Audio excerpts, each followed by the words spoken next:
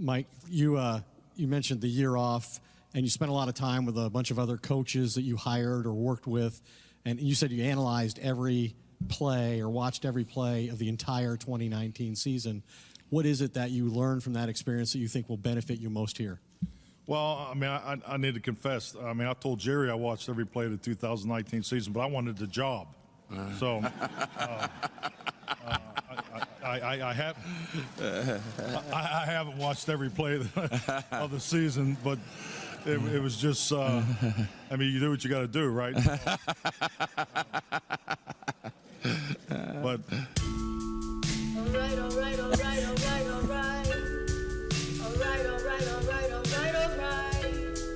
I never listen. I'm gonna listen. I wanna listen to the Dumb Zone. Hey, everybody. Welcome to this historic show. Man. What? Why are you laughing at me? You're killing it. We're doing video today. We are. Now, most, I would say, might be listening to us. So just remember, we're actual people with video that you could look at us on our YouTube page, www.youtube.com.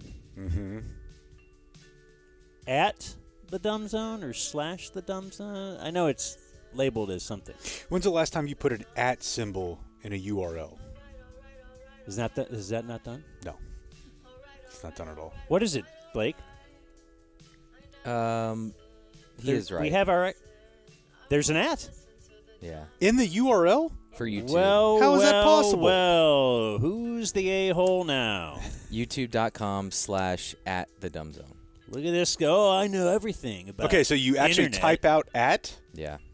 but you don't put the @ symbol. I was with you until a couple weeks ago when I tried sharing the link, and it is. It's the symbol. .com / the Dumb Zone. The symbol, symbol. or the two letters? The symbol. I don't know about that. Oh, look at guy knows everything about the internet. This is my generation, bruv. I've never said bruv. Ever. Well, you should, because it's great. It rolls right off the tongue. So if you are watching on video, you already see there's more people here than just us. Although I can't. Our video guy is now not switching us, so I shouldn't say it. But anyway, we have two. We're adding on a lot to his plate. Who? Video Man. Oh, yeah. We can only call him Video Man. He doesn't want to be identified. But we have sitting in here in the den, the Dragon Den of Inequality, located high atop my garage, where we broadcast, we record live to tape every day. Mm-hmm. By the way, Video Man, are we backing up the video? We've had a little issue with. One video? Yeah. Okay. Are we backing up the audio Man? We are, yes. Okay. I say it's so in studio. What was I going to say? In den. In den. On couch. We have two guys who are listeners, apparently. Correct? You guys are familiar with this? Yes, very much so. Yeah. Journey that we're on? Absolutely. You're joining us in the journey? And these guys were both on Who Wants to Be a Millionaire many years ago. We have Jeff Jones. We have Austin Waters. Yay. Yay. 1 T. Yes. Not like Ricky. 1 T Waters. Give it to Ref. More Ricky Charlie. Ricky was a special runner. Related player. to Charlie? No, unfortunately. Yeah, there was You know one who he T. is? And Yeah, of course. Charlie had 1 T, right? Ricky Yeah. had 2. Mm-hmm. Yeah. So we'll talk about their experience at some point. Being on. I can't believe there's an @ in this website.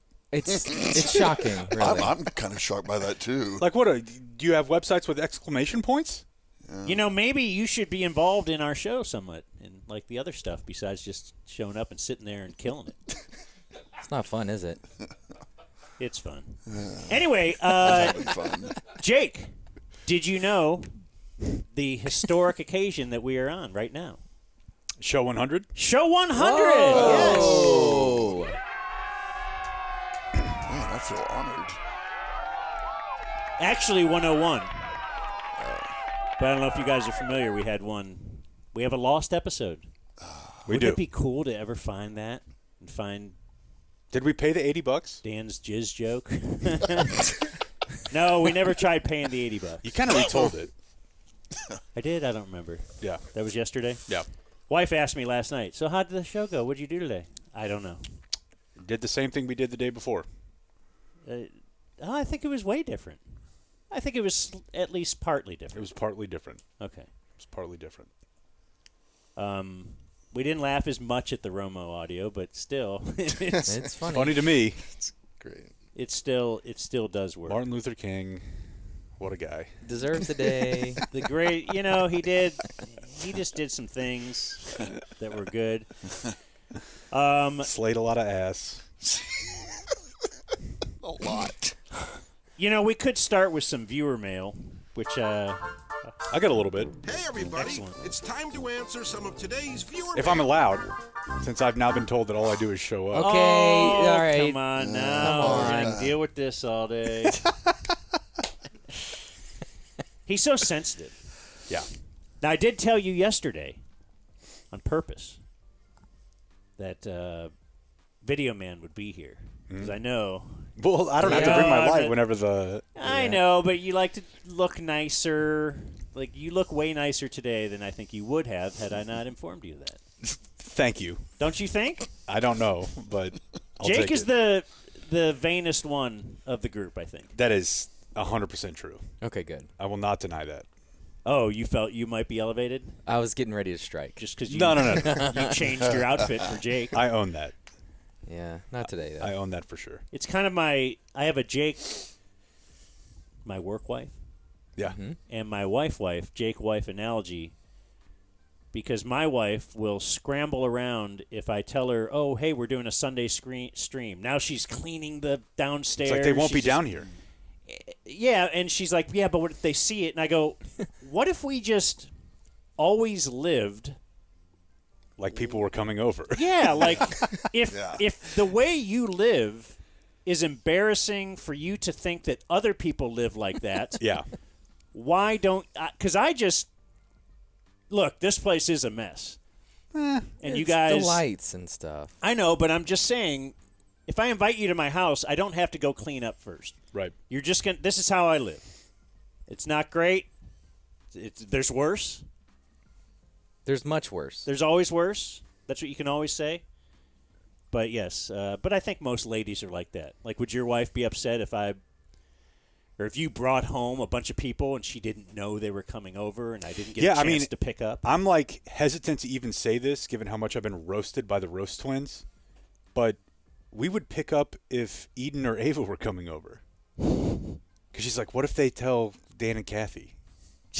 Golly. Like, they won't. They don't care.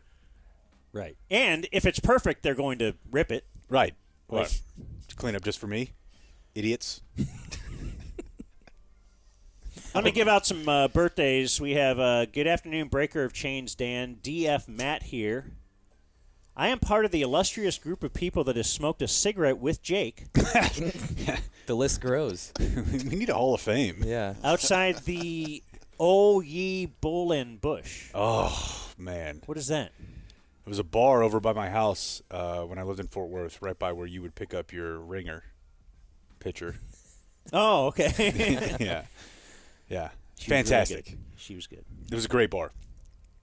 Today is my wife Brittany's birthday. She doesn't listen to the show, but the bored, semi-annoyed look when I play this back to her will be just perfect. Okay.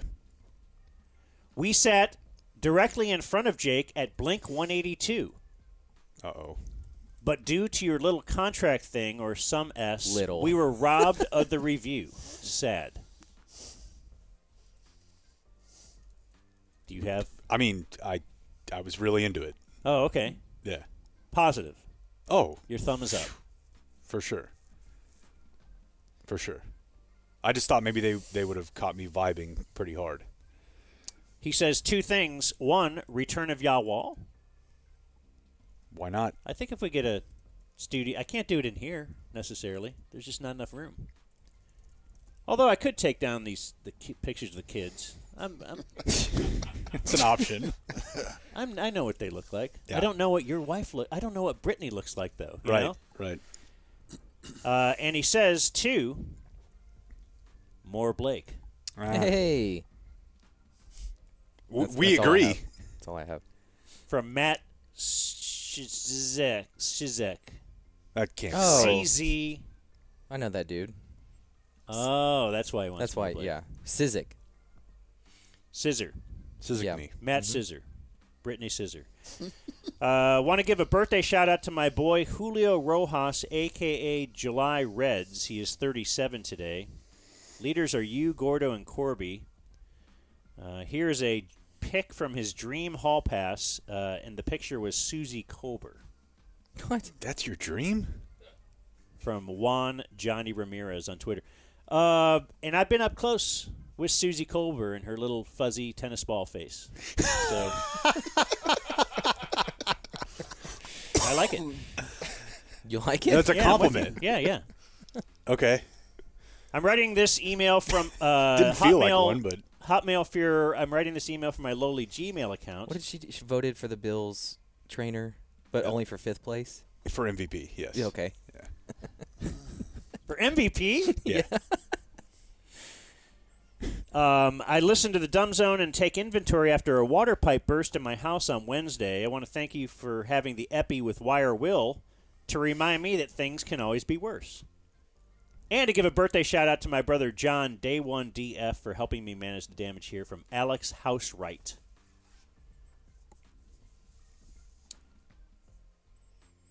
And then I have a couple more that are not birthday related. Okay. One says, Dear Potty Fuhrer, as a D1 Patreon subscriber, I pay all 3 of your salaries. I demand to know why you have not issued a ceasefire notice to Palestine. Hope this email makes it to you from inferior Gmail. We should. From Brad Gilbert. We should. I think we should put something together from the official desk of the Dumb Zone. I think we should talk about it first, though. You think so? Maybe a committee. Okay. What size? Not large. Itty-bitty? Probably even smaller than small, yeah. Just not. I don't want to put a lot of resources towards this. Okay. Because, I mean, it's just Palestine, right? Oh. Is that that big of a deal? I thought about Reese Fire a lot yesterday. Thank you. That was great. Thank you. And I got Howdy Dan. I was listening I tried to some- order it at Andy's last night, and they were highly The confused. Reese Fire, where It's peanut butter half ice of my cream with purchase Red goes Hots. Yeah. Wait, where did that come from? That was yesterday. Okay, I could have told my wife that. Because Ben and Jerry's decided Oh, to that's issue a the Reese- ceasefire the for Reese some fire. stupid reason. A question popped into my head as I was listening to the Dumb Zone. At the ticket, you always seem to involve producers, board ops more than any other host. I've learned that you guys always thought they were undervalued. Even with guests or hosts from other shows, you would let them roll as much as possible, ask them to hang around when they were there. Let's see. I have enjoyed hearing about your broadcast history. What inspired you from what you had learned? Okay. Blah, blah, blah. Just curious about that. Yeah, what is What was this? that cough? What was inside that cough? He said that was gay. Whoa! Yeah, that may have been. No, I just wanted to say I was thinking about this morning, Nice email, though.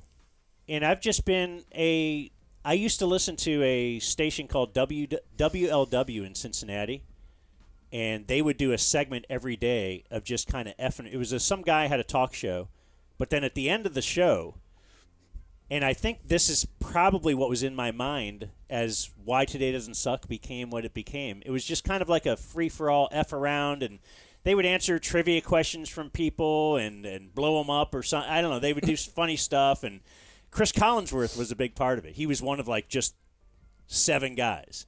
And it was just really really cool. And then I always liked What I liked about Stern, besides nakedness, Sibians. Is that what you call that, Blake? I'm distracted by the robot cam.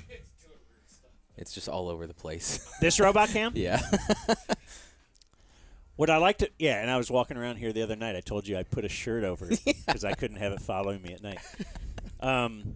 What I liked about Stern is they would have people in and just do their show. But, you know, every other radio thing I had ever listened to was, we have the guy who's on Who Wants to Be a Millionaire, and now let's talk to you about that. Okay, then you're on your, like, I just kind of liked people jumping in and joining the show, and I always thought that was a cool thing, that the ticket provided that possibility. So I always thought that was kind of a cool bit. Yeah, because it sounds more like life. Yeah. The guys hanging out bit.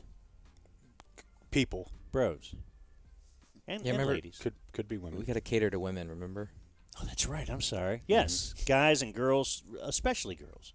You want more women. Mm-hmm. Actually, that was in the lost episode. When you say remember, I might remember. And now so many people don't. Yeah. I got an email from Andrew who said he was just listening to our story about the dry ice bombs. That was not on the lost episode, was it? No. Said it reminded him of some friends that he had during high school. Put a Coke bottle filled with dry ice in the mailbox of some girl they either thought was a bitch or had a crush on or both. Which was typically the case, right? Yeah. That's how you... It opened up the top of the mailbox so that instead of it being a metal arch shape, it was completely flat. So it just explode. I mean, they explode, right? A few days later, these guys go home after school, and waiting for them at each of their houses were a team of FBI agents. Jeez. Just in case blowing up a mailbox was dumb enough, they did it in 1995 during the height of the hunt of the Unabomber. And if you recall, Wait, mailbox blowing up was a thing when I was growing up. it was. It was great. And there was something that, like, It was M80. it was like whenever you would hear that your dad's friend's arms had to be registered as lethal weapons. Effing around with a mailbox was like the one thing that I was told, Yeah. don't. Now it's federal. Oh, that's why? Yeah. I mean, I don't know if that's true or Like not. that's a federal offense? Yeah, but like you would, smash mailboxes with baseball bats and stuff, or we would throw pumpkins at them. We would steal pumpkins off people's doorsteps and just stow them out of the car at mailboxes. Boy, I remember how mad my mom would get when somebody would take our pumpkin and smash it in the middle of the street. Oh, Because that was the most common thing to do. Why with would they pumpkin. do that? I would do that for a week every year for 3 or 4 years. And she's like, what's going through their mind? And I would break stuff in the neighborhood all the time, too. And it's like, Who could have done this? there's no... no rhyme or reason. Yeah, that's why bored. even now when kids get in trouble or whatever, it's kind of like it's not that they're really well thought out or they're trying to make a statement or whatever, or or because they are neglected at home, or it's just that They're just bored. they're teenagers. Yeah. Yeah. You had a pumpkin, they had a mailbox. Yeah. We had a van, And you had time. and I had time today. Oh, by the way, the last guy who had asked those questions, who is Aggie Todd, Very Aggie question. he said, you don't have to answer this on the pod, but if you do read it, ask Blake if he could say anything nice about Aggie. No. Nothing? Have you been down there for a game? No, not for a game. I was down there a couple months ago for a semiconductor event, and they have a weird obsession with that dog for some reason. And no, I didn't like being on the campus. It just felt weird. And What then a- I told what you a guys. fun event that you didn't invite us to. You were down. A semiconductor event. It was working for the production company. I was gone one of those days from the show. And then what was it? Oh, and then I stumbled upon the Yale practice. Remember? Yeah, in yeah. the stockyards. That was in Fort Worth and downtown. That was a cult meeting. Yeah. So no, I don't have anything great to say about the Aggies. You went there, yeah? Hell no. Oh, I thought one of y'all said you went there. No, I went to OU. Okay, that's right. Very much against the Aggies. Yeah. Have Oh, that's been- right. Have been there for a game. Terrible. So That- you might join us for Sunday for our OU. We're having a Baker Mayfield watching party. I'm 100% there. Baker v. Dan Campbell. You know what the networks are saying? Dan Campbell's most difficult test yet. I don't think anyone's ever said Like in that. all his time coaching, playing, this is the one thing that he kind of feared the most. Yeah, I mean, it's tough to imagine bigger chips on shoulders than the two of those, you know? Like, do they even have shoulders left? If you think about the chips on the shoulders of Dan Campbell and Baker Mayfield. YouTube.com / at Yeah, the he's got me on that one. I've been to a game there once, Thumbs up. and I feel like it was overrated. They're weird. I thought it was fun. Like, within a span of like 2 or 3 years, I went to Penn State. Or no, I went to Michigan, Ohio State, and Kyle Field. The former two are 100% way above Kyle Field. Way above. It's a better atmosphere. I don't know. I thought it was like, okay, this is what I've been told about. Pretty spare. All right. Yeah. I didn't get to see Marty B like you did, though. Was Marty B playing when I was there? I think so. Not Michael B. Not Michael B. No. Did Michael B go there? Yeah, right? I don't remember. But he was like older and still in college when Martellus Bennett was already in the NFL. Is that right? Am I crazy here? Is anybody going to help me? Like, No, that seems weird. just Why not would he up be on older but still in college? The That Bennett brothers' history. Yeah, I think Martellus just got drafted earlier. when are we going to get him, Blake? Yeah, I don't know. Okay. Fantastic. Later today, we have former yeah. NFL agent Joel Corry will be on with us because we got to talk Dak money sitch. Because it looks like the Cowboys, like Dak's back for sure, and probably will be the highest paid player in the NFL. And Joel Corey warned us about this 2 years ago. Yeah, he did. And the Cowboys also made a curious announcement yesterday. At least I saw you react on Twitter with quizzically. Perhaps I mean, you reacted. I guess I get it. They want to stay in the news cycle, but your coach is not. He's still under contract. So why do you need to announce, like officially put out a statement, not just like sources are saying or reporters are putting out a comment? You have to announce official statement-wise that we're going to keep our coach? That seems really weird to me. Do you think it's because of the comments he's given in the past, which are the kind of like we'll just see Game by game. You know, we got Yeah. game by game. I got a lot of good people in this room that could coach. You know, all that kind of stuff, which just shows all of that stuff he was ever saying is total bullshit. Mm-hmm. Because this was the one scenario where we said, okay, this is the one way. Let's go back to last year after the San Francisco playoff loss. All right, they're running it back. What I probably asked you this directly. Like, what's the one thing that could have McCarthy lose his job? Well, probably a first-round playoff exit where they just get drilled, Yeah. like embarrassed. And we didn't even add in the fact that it's a first-round playoff exit as the second seed in the NFC, and everything had lined up for you. I heard Troy on the ticket this morning saying he didn't plan a vacation because he was planning to go to San Francisco for the NFC Championship game. And I think that was in our head. Like, of course, they'll and yeah. Well, you know what's funny is if you think back to last year, the Mike McCarthy on Rich Eisen interview. Wasn't that where he addressed, because didn't Jerry say something like maybe the next head coach of the Dallas Cowboys is already here? I mean, you kind of alluded to that a minute ago. Like, I got a lot of great people in the room, but That's what he said? Okay. That Yeah. was like he actually said, Mike knows he's not going to be the coach of the Cowboys forever. It's like, why would you even say that? certainly that was insinuating Dan Quinn. Dan Quinn will just Yeah. slide over once I'm tired of Mike McCarthy. And so, yeah, I mean, I guess if you're going to keep him, you have to make a statement. I guess. Yeah, that's weird. Yeah, but the Browns, did they make a Kevin Stefanski statement? I don't know that anybody else does this, ever. Like Sirianni, there's another guy. Kind of, the media and fans are questioning, is he on the hot seat? Have they stepped out and made an official statement? No. And will they? They will not. No, you might as well just extend McCarthy now. If you're going to do it this way. I don't know. It's highly disappointing. Anything worthy from the McCarthy press conference today? Or should we hold this and talk a little Millionaire? Because we're worried about the Joel Corry timing. Yeah, I would say we could hold this. Okay.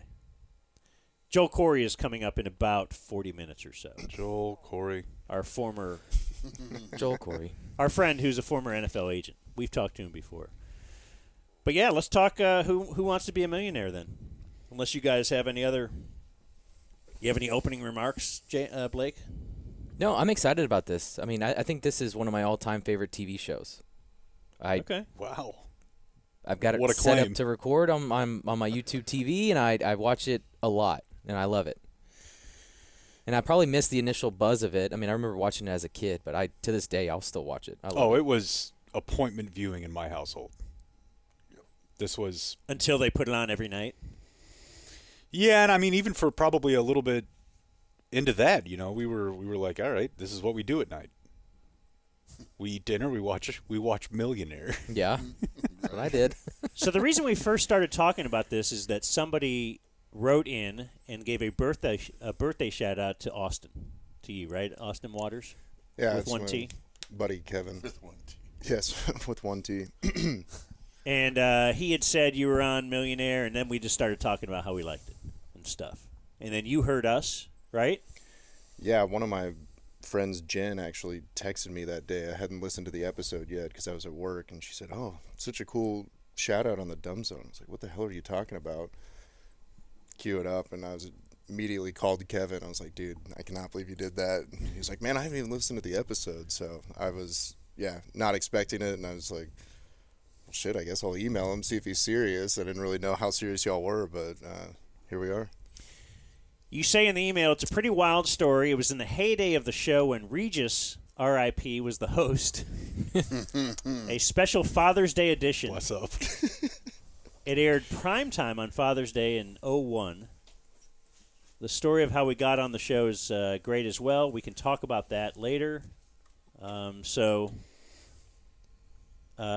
me ask in the end. Actually, I saw the episode, but so I kind of know. But how much money did you guys walk away with?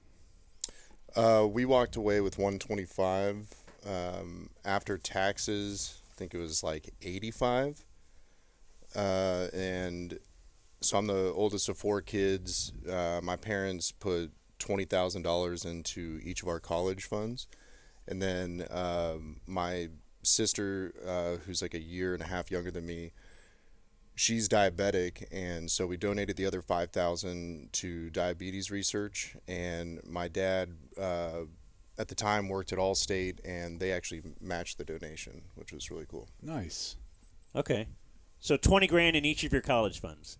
One class. Yeah. That's very Boring. yeah. When you're a kid, it's Or like, hey, smart, you can or- buy It is smart, but Planning ahead. I mean, I even feel like I was watching. I can't remember which episode it was. Regis is like, "You already got a sports car." Yeah, I'm like, no, we're not buying a Camaro. it's not like $1,000 for each kid to just go buy whatever you want. Yeah. And we'll put the rest of it. Like, there's nothing worse for my kids than when Grandma on Christmas. Here's your $5.29. Yeah, like $500 goes into your college fund, and you're like, all Well, right. I've got a birthday 5 days after Christmas, so I was always stuck with here's your birthday and Christmas gift. And it was like Lame. the same amount that was given to my siblings and stuff, so that was fun. Not from my parents, they were great. Right, but from Regis. I think it feels like 85 out of 125. That doesn't seem like egregious for taking taxes, does it? That's 2/3, right? Well, they kept 2/3. That's what I'm saying. Yeah, I'm just saying. I feel like that's normal. Like 35% is what you always hear about, like lottery and stuff. Okay. I think. Yeah. I've never won $125,000 on Who Wants to Be a Millionaire, though. Or a scratch off. No. So you were. So what's your deal, Jeff? You were on. I guess you also heard us talking about this, and then just sent a clip out of nowhere. It's like, hey, I've been on the show too. Right. Well, I thought I'd back it up with some actual, evidence. Not that I'm sure you would have taken my word for it, but no, a good buddy of mine, Dustin, he, I think I missed whatever episode, and so he said, hey, he of course knows that I was on the show. And, I reached out with that lovely clip with me and Miss Vieira, who I have to say, she, when I was on the show, she was a very striking woman. And, we had a, you'd have to see the whole appearance, but you had a connection. A little chemistry. Did. Yeah. We absolutely did. It was like palpable. And I would get asked, hey, did y'all, because, she said, it came up in my appearance about how I like to go to the karaoke bar. She asked if we could go together or something like that. I said, well, hell yeah, let's go. And so I really had people this was towards the end of the MySpace time. And so I still had a MySpace because it was like 07, 08. And I got, I don't know how many MySpace messages about, did you go out? Did you do something with Meredith Vieira? Anyway, what was I talking about? How do you get on the show? Did you? By the way, did you ever answer that? No, we just, no. Just vibed. Okay. Vibed. All right. Ships That passing. palpable vibe. Yeah, exactly. Yeah. Okay. Ships. How do you get on the show? Yeah, because on your email you say, in addition to the cash, I took Meredith out for drinks and a screw. I'd be happy to elaborate. So I certainly wanted to hear about that. But You didn't remember sending that. I kind of thought I'd add that for y'all's benefit. just to get me to respond. And to get you to respond. Yeah. I did the same for Regis. Yeah. How old were you, Jeff, when you were let's see. That was about 15 years ago. I'm 45 now, so I was like 30. Okay, I didn't even know it was on in 07 still. Well, after Regis, it went to syndication in like 05, 06. And so the way you got on the show when I appeared was a lot different than I'm sure when Austin appeared. Because the Madden Cruiser equivalent of Millionaire would roll into your town, and in this instance, Bass Performance Hall in Fort Worth, and you had to get in line.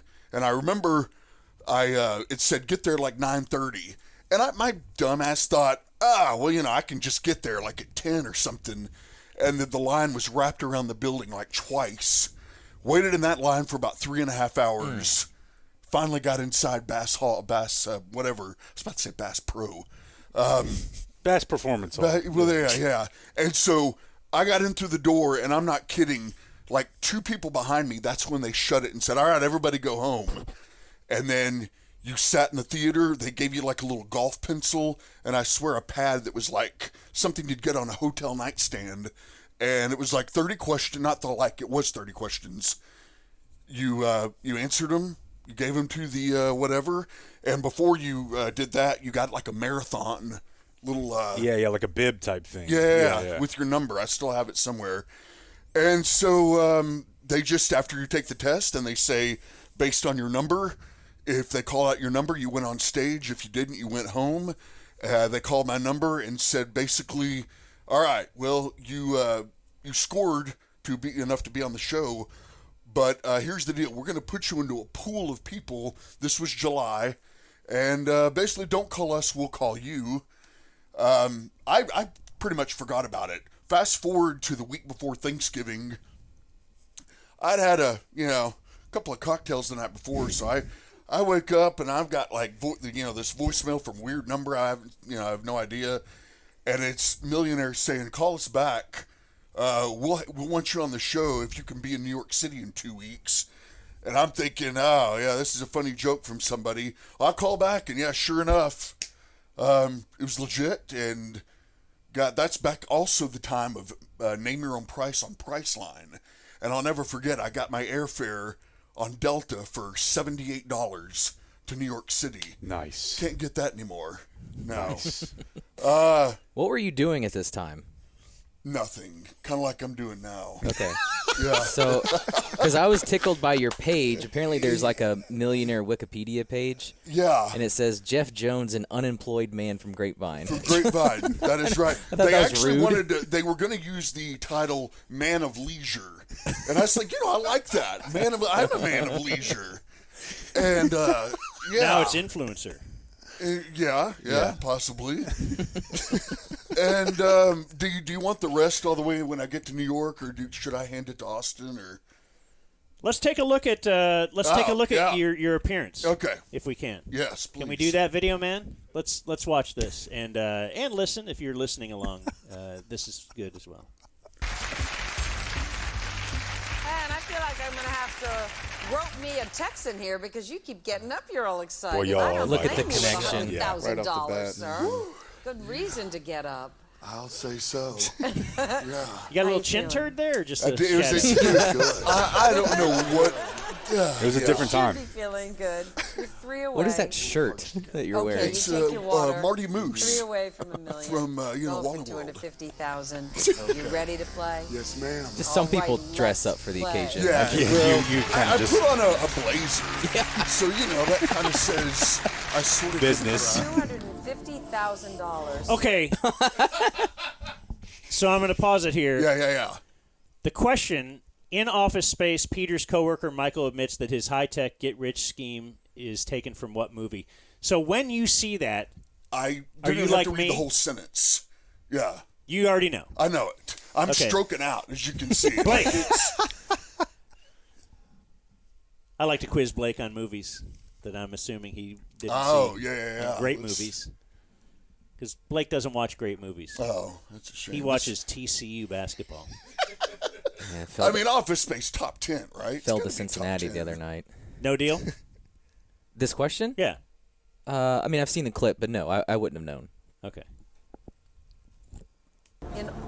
In Office Space, Okay. Peter's co-worker Michael like, I'll just let her go. admits that his And I, high-tech dude, get-rich scheme I can't even is taken freaking from believe what Look at you. The question this easy. Bill's top two, This easy was for Cannonball Run $250,000. 2, Superman 3, Revenge of the Nerds 2. God bless you, Meredith Vieira.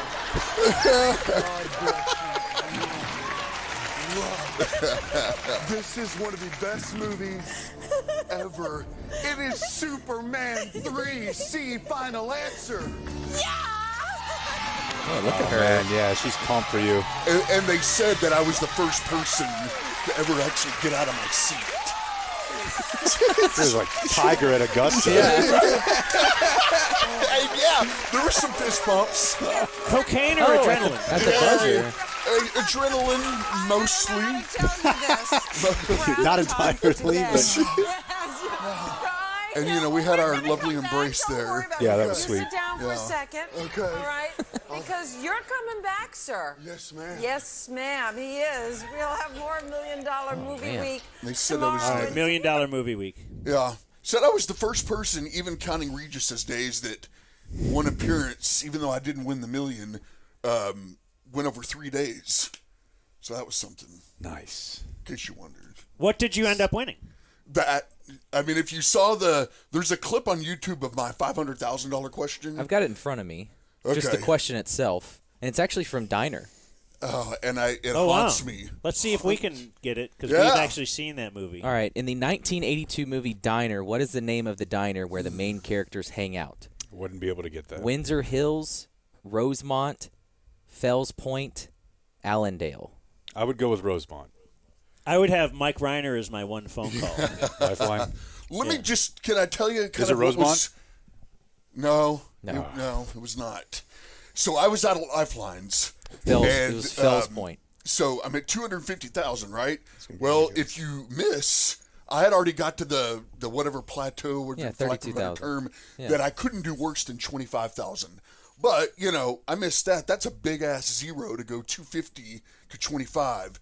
But I had this nagging suspicion, like that it was C. Fells Point. I'd heard of Diner because I think it was like Gutenberg's and Kevin Bacon and Daniel Stern. It was like all their first movie, but I had no reason to why I felt this way. So I thought, well, I'd be foolish to, gamble here, roll Do you the get dice. 0 if you don't get it? No, I would have got 25. Yeah. Oh, I was okay. guaranteed 25. I couldn't do any worse than that. So I mulled it over for a second and then walked away. And of course she said, well, we got to show you the answer. And it was C, Fells Point. So I would have had $500,000 and then even more so gotten to look at the $1 million question. Yeah. But I was still pretty satisfied. It was a good day's work. Yeah, I for guess somebody so. that wasn't doing anything and, still is. You're a man of leisure. A man of leisure. It's not a bad day's work. So did you have to really go back the next day, or did they take a break and you No, record? so we had to get to the studio in the Upper West Side at around 5 a.m. You start by signing your wife. 5 a.m. I didn't have a Golly. wife. Could I sign her away now? No, sign your life away. I love you, dear. And then you're in a green room with some snacks and crap, and they have people come in, and that's the other thing. Just by getting to New York, I wasn't guaranteed a spot on the show. They invited 10 of us, and they drew straws or numbers or whatever. Well, I was drawn third, and because I went over 3 days, only 2 more people got to be on the show. The other 5 had to fly back home with nothing to show for it. So I kind of felt bad, but not. And you had too to pay bad. your own way, so. I did, yeah. When it was those people- $78 though. when it was priced $78. But those people didn't get reimbursed, I'm saying? I don't believe so. When it wasn't in syndication, they sprung, if I'm speaking correctly, I believe, for your airfare and hotel. But syndication, no. Yeah, I got a Millionaire discount at the Ambassador or something for $300 a night. But yeah, there was no gratis. Is that like the nicest hotel you've ever stayed? Dan, they crammed 2 double beds in a room that wasn't half the size of the den. I'm not kidding, you could barely close the door without hitting the footboard of the bed. That's pretty normal New York Yeah, hotel. I mean, it is. Yeah. It's standard New York City, but no, it was, all right. And you appeared with your father. Yeah, so the way I got on the show was pretty wild. So my whole family was at Walt Disney World, and we went to different parks on different days, and it just so happened the day that we went to the MGM park, we get off like the little trolley or whatever, and we see these huge signs like Who Wants to Be a Millionaire auditions Father's Day edition. And to your point earlier, like this was like stop down TV for our family. My dad was calling, at the end of the show they'd say call in and do the fastest finger to try to get on. Oh yeah, Like fastest over finger, the baby. phone.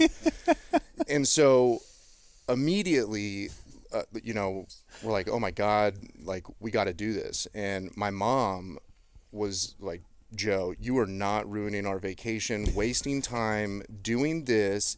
And me, I'm like, come on, Mom, we got to do this. We got to. Were you do like this. 11, right? I was 12. 12. And that actually came into play because my sister, who's like a year behind me, she was also like, well, I want to go on it. Well, luckily for me, I was the only one that was old enough. It was like you had to be 12 or I think it was 12 to 15 or something. They had like an age bracket on it. So we're like, yo, we're gonna do this. And at the time at MGM Studio, they actually had a mock Who Wants to Be a Million, like a full-on studio there. Like you could go play the game show, and like if you got in the hot seat and won $1 million, they would like fly you out as a member of the audience. So but the way it worked for us is we went to this auditorium and it was all these fathers and sons and daughters, and basically they just handed a packet, and it was essentially like a written type of like fastest finger type questionnaire. And I can't remember if it was 50 questions or something. And there was like a time. So basically you filled it out, and then they were going to grade these to see like, all right, you're at least smart enough to like be on the show. You're not a complete idiot. And my dad just kind of looked at me and was like, just chill. I'm going to do this. And I was like, all right, cool. So we do that part. And after that, they're like naming off the numbers of the people that go to the next round.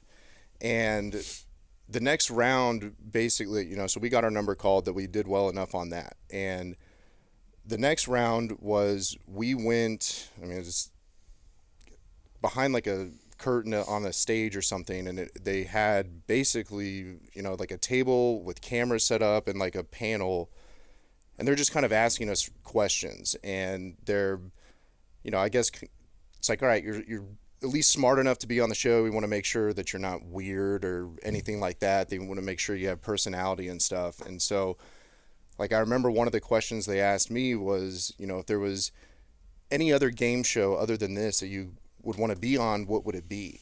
And I don't know if you guys remember The Weakest Link. Of course. You know, yeah. You are. Yeah. So The Weakest Link.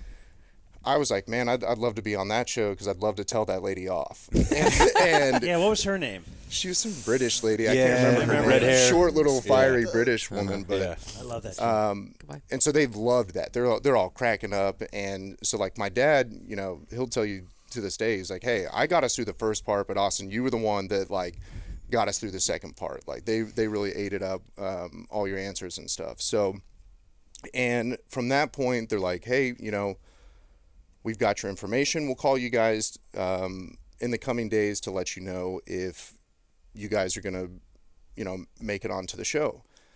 And so it was, I think, like 2 days later, or maybe even the next day. So we're still at Walt Disney World, and my sister, she actually had a seizure when we were at Walt Disney World, like at our hotel. Left turn. Yeah, it's so because she's diabetic, and so scary thing. And so my brother, who was pretty young at the time, and my mom stayed back at the hotel. Me, my dad, and my youngest sister, who was probably like 4 or 5. She's gonna hate me for telling this story.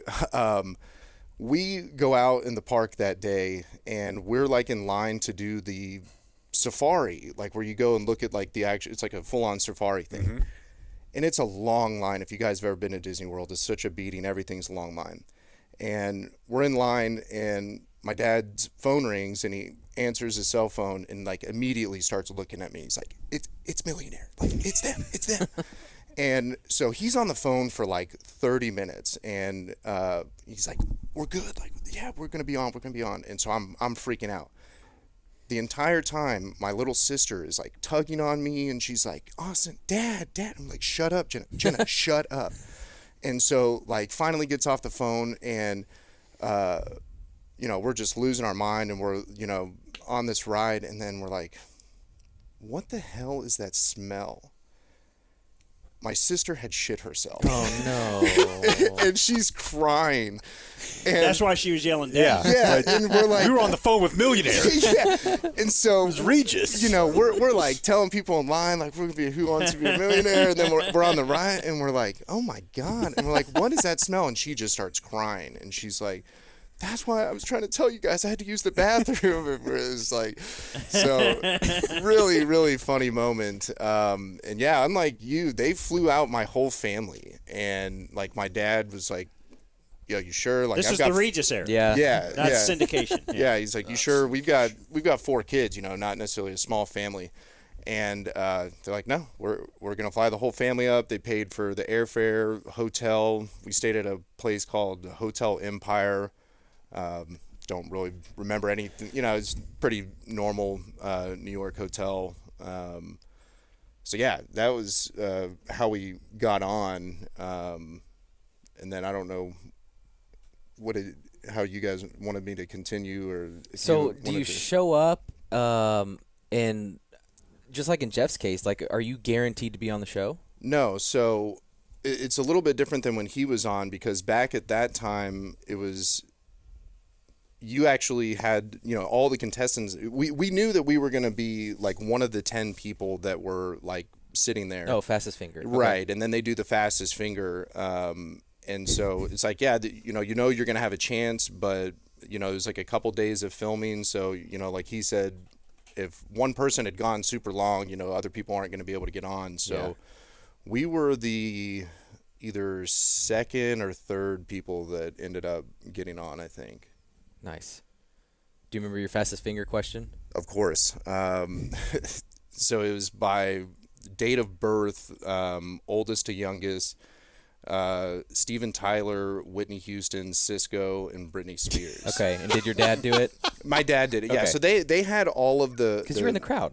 Or Yeah. above So him. I was sitting behind him, and if you guys watch the clips, I think he read them in order. I Oh, did. is that it? Okay. Yeah, I read. Okay. I read them in order, Darn it. but yeah. I'm still thinking. Steven Tyler, yeah. So I don't know if you guys watched the clips that I sent you of our episode, but when I was sitting behind my dad, I recognized the guy next to me because at the time he was like a big winner. He had won $250,000, and I was like, "Weren't you like the guy?" And he's like, "Yeah, yeah." And Regis actually ended up shouting him out like when we got in the hot seat, but. Look at him there. Yeah, and so, my dad, prepping us, the production team's prepping us on how everything's going to work. And, this is just very on brand for my dad. And he was like, I got a question. I've never seen this done, but let's say that we get in the hot seat and we want to use our ask the audience question. Am I allowed to say, don't answer if you don't know the answer? I've always thought that. Right. And, to our knowledge, we had never seen anybody do that. Yeah. And, he did end up doing that. And that's genius. Yeah. It unfortunately didn't really work Right, out it was in our still favor. about It was very, the same percentage of every, Yeah. I But don't. still, you want to weed your own garden a little bit there. Right. Okay, Yeah. so the audience does vote. Yeah. So Because they I've have always these. thought they make up those. No. percentages. They have like these little box things. Yeah, I've seen the with, like, box, but button. I just Well, thought they were dummy buttons. Like, did you get to do that for another? No? Maybe I Okay. can't remember necessarily because they we wrapped up in I'm 12 and we wrapped up in one day, but they actually did have us on the second day, which was from what I remember it was the same day, and they just like had us change clothes. Yeah. Yeah, that's Yeah. what they had. Yeah, so like I did sit in the audience for like the second day of filming, and Regis like pointed us out like, oh, there's the blonde Waters family. They were big winners yesterday, and Yeah, because there were a few times where Regis says, "Hey, enjoy your night out on the town. We'll see you tomorrow." Like, right, There's right, no way. yeah, and Yeah, I once went to Wheel of Fortune taping. We saw 10 shows or something. oh wow, Yeah. wow, They Grand did Prairie. the entire Jeez. $1 Million Movie Week on that one Friday that I was there. Wow. The entire week. Yeah, it was in July in Grand Prairie. We're all Oh, wearing okay. shorts, Yeah. and it was Christmas week. Christmas week. So yeah, the set's got a fire, it's got the tree, all that kind of stuff. So, but if they pan the crowd, you see everybody wearing shorts. It's really kind of weird. So I had a question, and whoever wants to answer. I've always been amused by the phone a friend because they always answer on the third ring. So do you have to give them a list of people that you can call, and is there an editing process there? Like I've always wondered, what if they don't? I mean, answer? they're all ready because he's like, But- "It's Regis Whoa. calling," and they're like, "Oh, hey, Regis." Well, I know, but Like, I'm not surprised. Wait, what? Do you have to tip them off? What is that? What's that yeah, process? Yeah. So they gave, I think they asked for hey, you should probably give us like 5 names and phone numbers. And you need to tell them to be on the phone between this hour and this hour. Okay. Boy, you're thinking of all your smartest friends. Yeah. Right. Yeah. Who does Cut line. crosswords? Yeah. And there was somebody that it's like a pretty famous Millionaire moment. This one person was so confident they were like, "No, I only need one person," and the guy didn't answer. Oh. Yeah. So and like for again, I don't know if you guys watched the clips I sent you, but when we called, like our $32,000 question was like really hard. It was something about elements and words that I had never heard of. My dad called one of his college friends, and the dude literally spells the word Stannis like Stannous, and it's like, all right, this guy, thank God, like, Yeah. Those people are cool. Here, let me play a clip from your show too, if we can, Video Man, because this leads into a different question that I have about you too. So, here we go. Bleach. Yeah, my buddies were like, "You gonna show up in the den with the frosted tips?" Chips. I was like, "No, I'll just wear the Oprah And this is like sweater." 01? This was 2001. So this was the summer before I was going into 7th grade, I believe. Okay, so this is right after the tough question there, I guess. Yeah, at 32,000. My brother's like 6'4" now.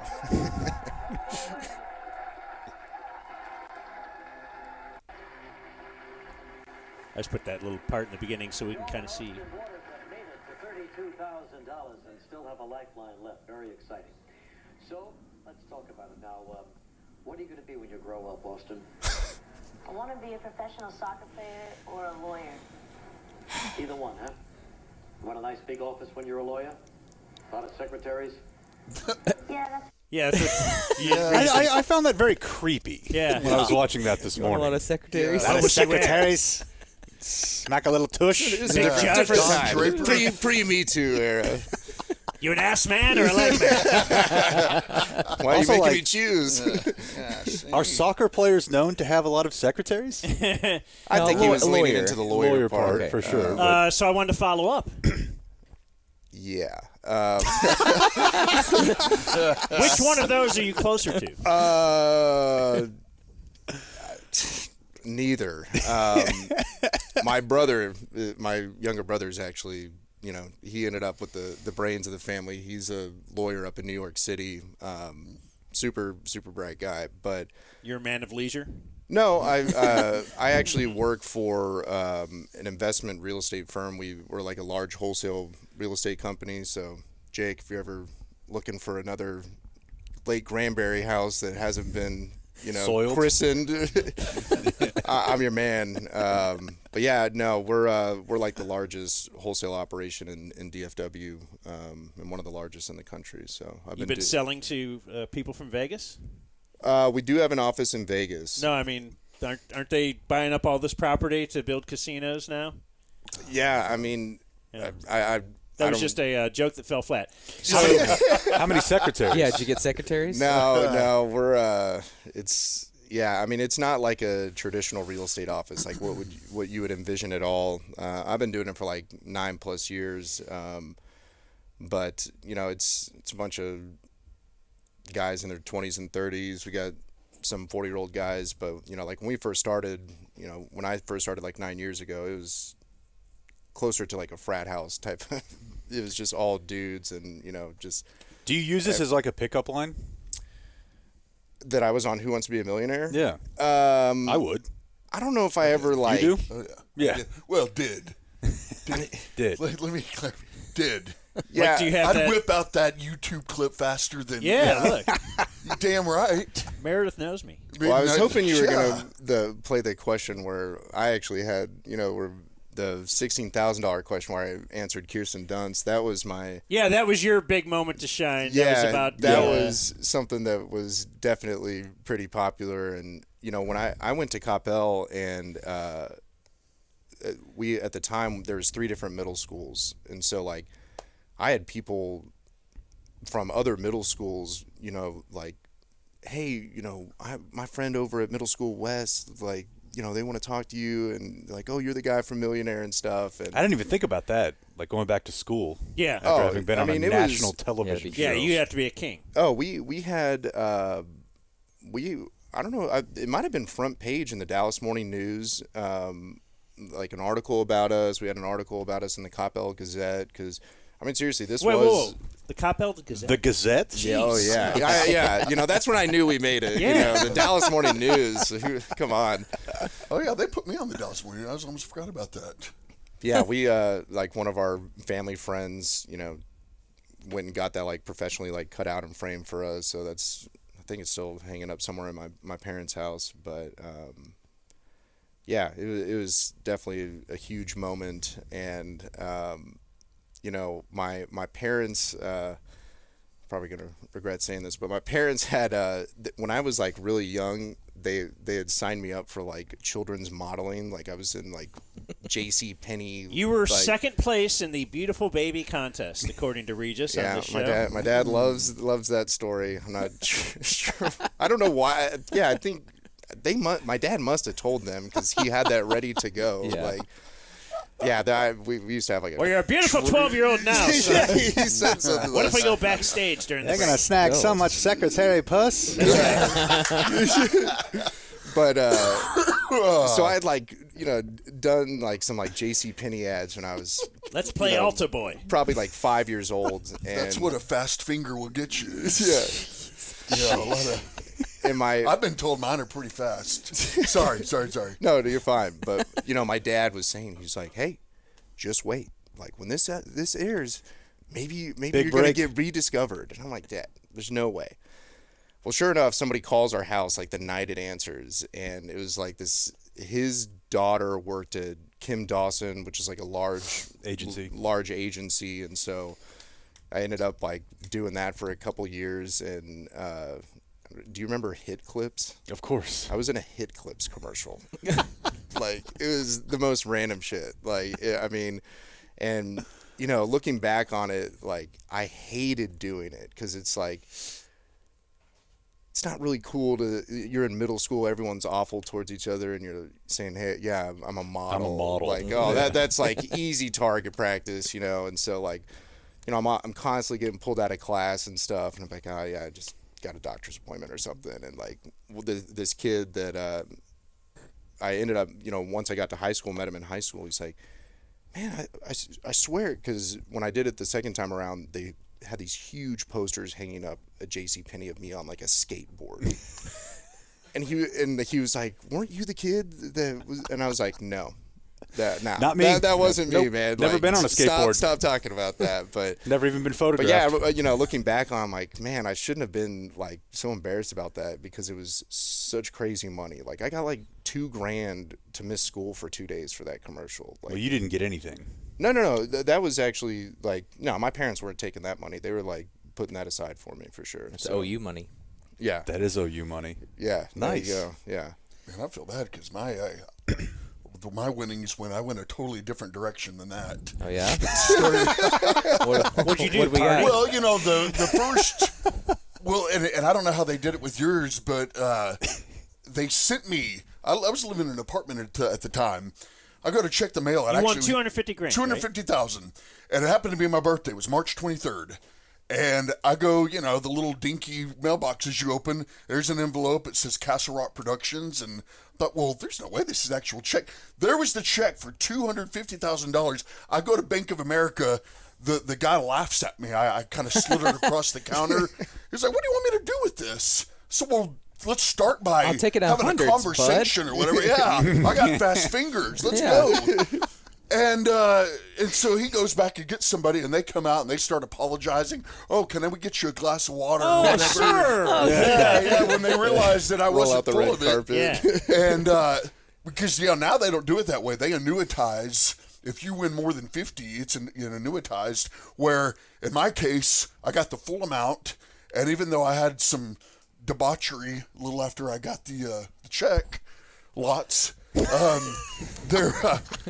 You had a whole year to then pay the taxes, and so because I invested at a good time, I made in investing what I owed the IRS, which was $67,344. I'll never forget writing that check. So they give you $250,000, a check for $250,000. Just a check for $250,000. Okay, I couldn't wow. believe it. Yeah. And I would go down to the bank like it was my check from Taco Bell or whatever. I wonder how many people end up in tax problems. Oh, Yeah. Because I could see that, Yeah. You're like, I'll pay it. Yeah. I was get at there. numbers with CPA guy, so I kind of had him sort of take care of all that. But, So, but anyway, I was already done with college, so I guess that's why I was a little different. But not as wholesome as maybe as other people might have spent it. But had a hell of a lot of fun. Do you feel like you still have any of that money? Oh, yeah. Okay. Yeah, I've invested pretty well, and I married well, so that helps, especially when you're a man of leisure. Yes, of course. It helps a lot. I feel like I want Jeff's life. Yeah. It doesn't suck. It doesn't sound like it. All right. So here, let's play this other video. You referenced it, but it's the which actress played the head cheerleader in the 2000 film Bring It On? Nice. Mina Samara. C.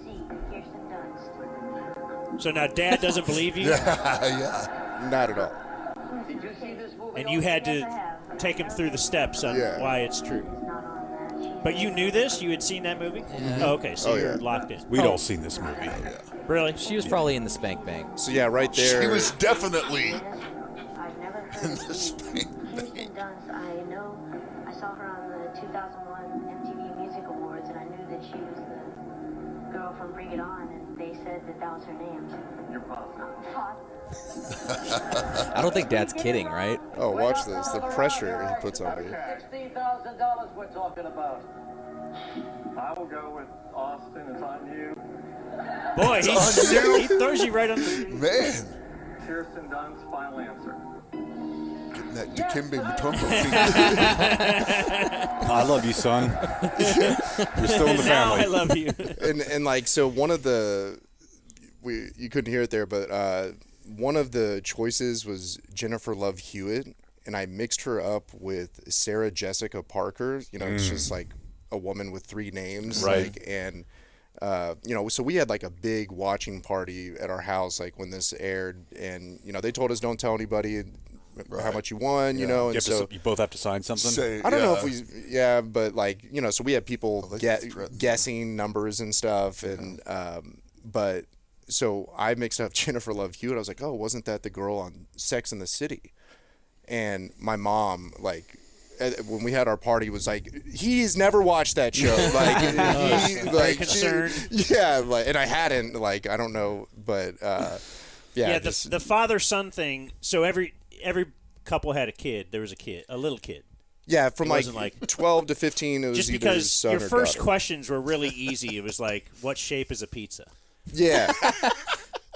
And then you had to use 50-50. I was disappointed in you guys, and especially your dad, because it was from the book The Outsiders, who was the older brother's name. For Soda Pop, right? Yeah, Soda Yeah. Pop. I thought that's kind of a... Well, and my dad iconic says thing in that the everybody question, knows. he never read the book. Mm-hmm. I read that book for school the next year. Like, The next year. that was 7th grade reading for me. And I Yeah. was just like, when they're like, oh, we're reading The Outsiders, I'm like, God damn it. Like, but we You had didn't to blow a 50-50 We didn't, on no, we didn't use the 50-50 Oh, I thought you on that did. one. No. The Okay. 50-50, that was like another moment where, you know, me and Regis kind of had a back and forth, not like, you know, butting heads or anything, but, you know, I don't know if my dad, again, if he had asked them, it probably was my dad asking, knowing him, asking the producers, because you guys recently played like the Norm Macdonald clip, I think, where Yeah. Norm says, I know if I say it's between A and B and I use my 50-50, Yeah. A and B are going to be the ones gonna be left. the ones, yeah. And that's exactly what happened to him. And so I think my dad asked them, like, hey, how does this work? Like, should we not say what we're thinking it is? And the lady said, and again, you know, who knows if this is true, but what she told us was, no, the way it works is it's like a poll, you know, they ask X amount of people this question, and it's like the two answers that are left are the right answer and the second most guessed answer.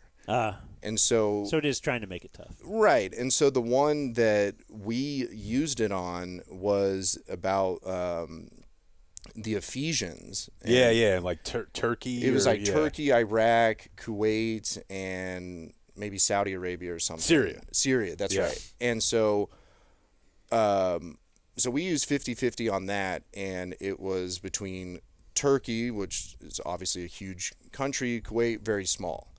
And my dad's like, oh, it's got to be Turkey. And then that's when I bring up what that lady told us, like, hey, why would Kuwait be there? Why would they be, you know, why would people be guessing Kuwait? It's the small country.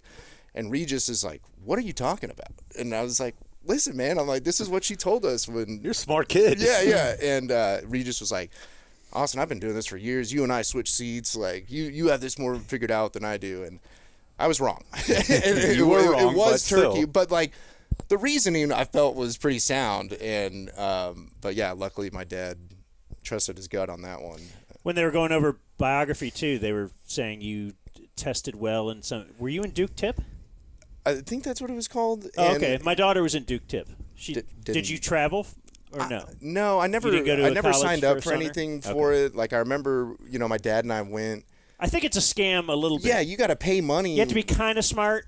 Hey, dude, I'm like, I'm not an idiot by any means, but I'm not like some boy genius. But it's either, hey, so. take this test, and if you place, we will allow you to spend $2,000. That's exactly to go to, that's what I was going to say. So it was my like daughter 2,000 was allowed.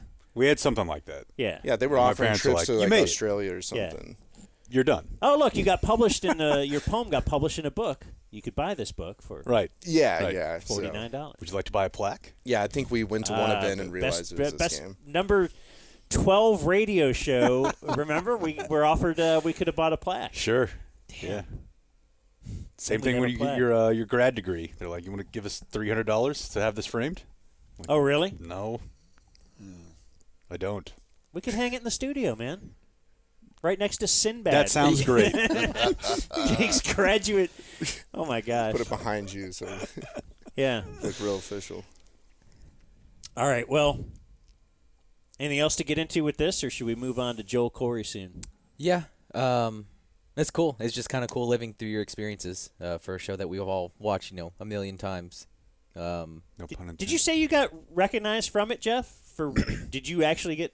You'd be out and somebody be like, "Hey, wait, can I see you on the TV?" weirdest one too was obviously I lived in the area at the time, and so again, this was MySpace. Not that it would have mattered whether MySpace, Facebook, whatever, doesn't matter.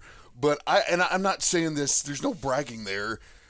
I've just got I don't know how many messages a day, and some included some photos of talking about nudes. There we go. Oh, co-eds. It's a quarter of a milli, brother.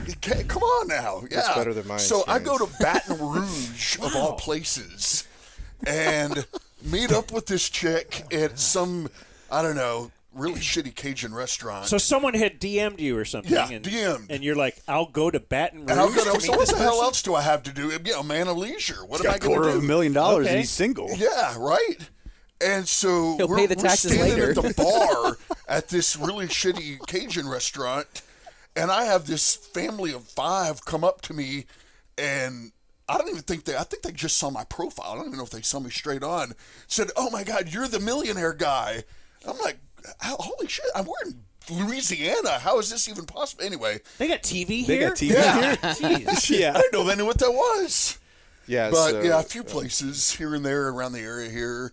Yeah. well, how'd Well, your it must- experience go? I was going to say though, it must be pretty easy to close a deal if you're the guy who had just won $250,000. You know. Easier for sure. Yeah. She's, you're. It's kind of like being out with Monica Lewinsky. You're just waiting for it. Yeah.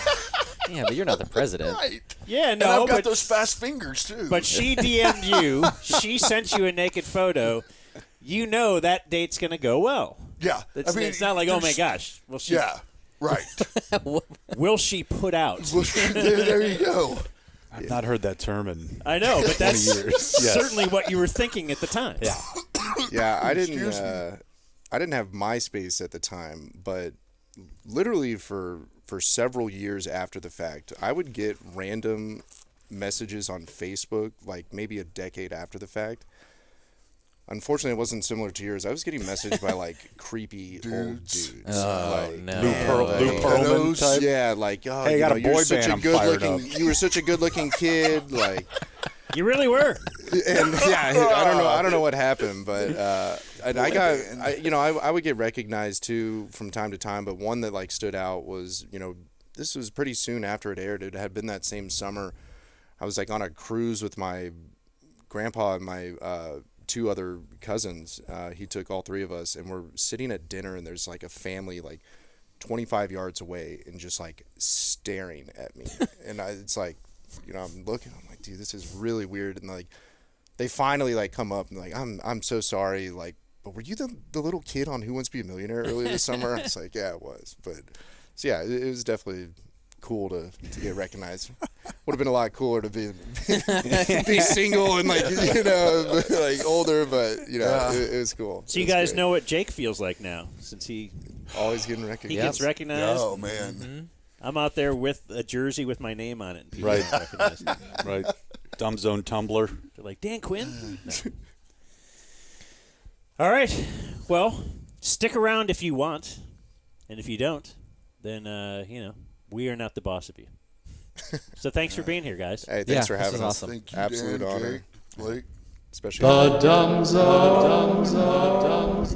me ask you something. If I say, hey, I think it may be Madrid or Lisbon, and then the 50-50 comes, it's not going to say Madrid or Lisbon, is it? You don't know. Okay. But there's not a dude in the back going like, No. These are locked in. This has been locked in for months. 50-50. Let's do it. Computer, take away 2 of those wrong answers.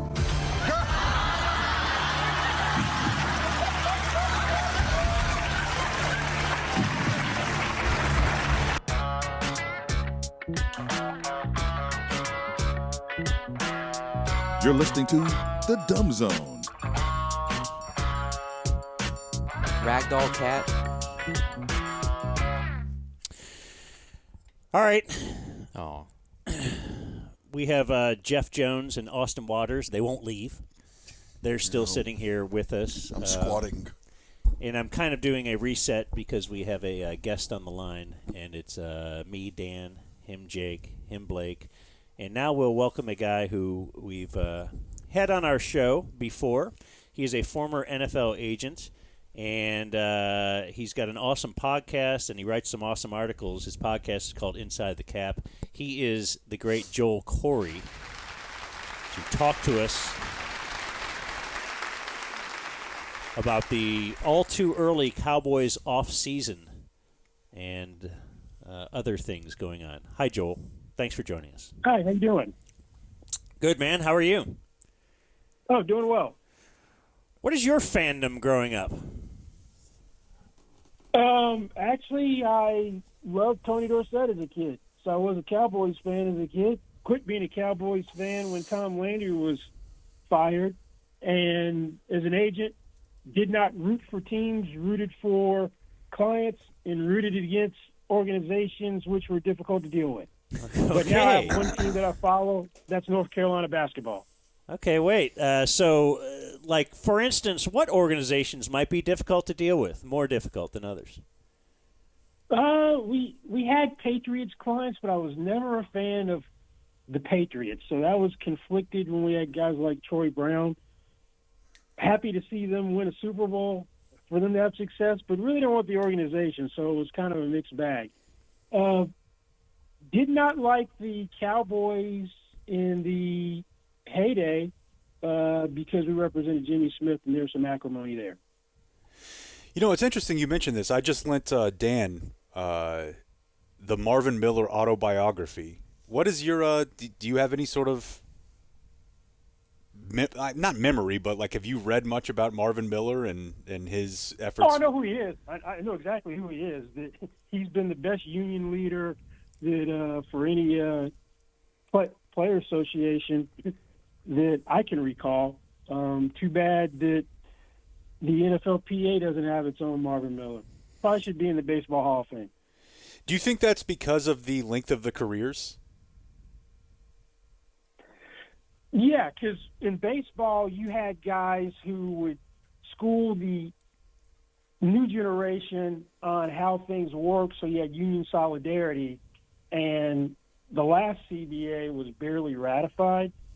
And the big problem is there are two competing interests. The star players have their own agenda, and the rank and file have their own. And you throw dangling enough carrots at the rank and file, you can get something to pass which may not be in everyone's best interest. You've seen that in basketball as well. That's how you got salary maximums after the 1997-98 season when you had the lockout.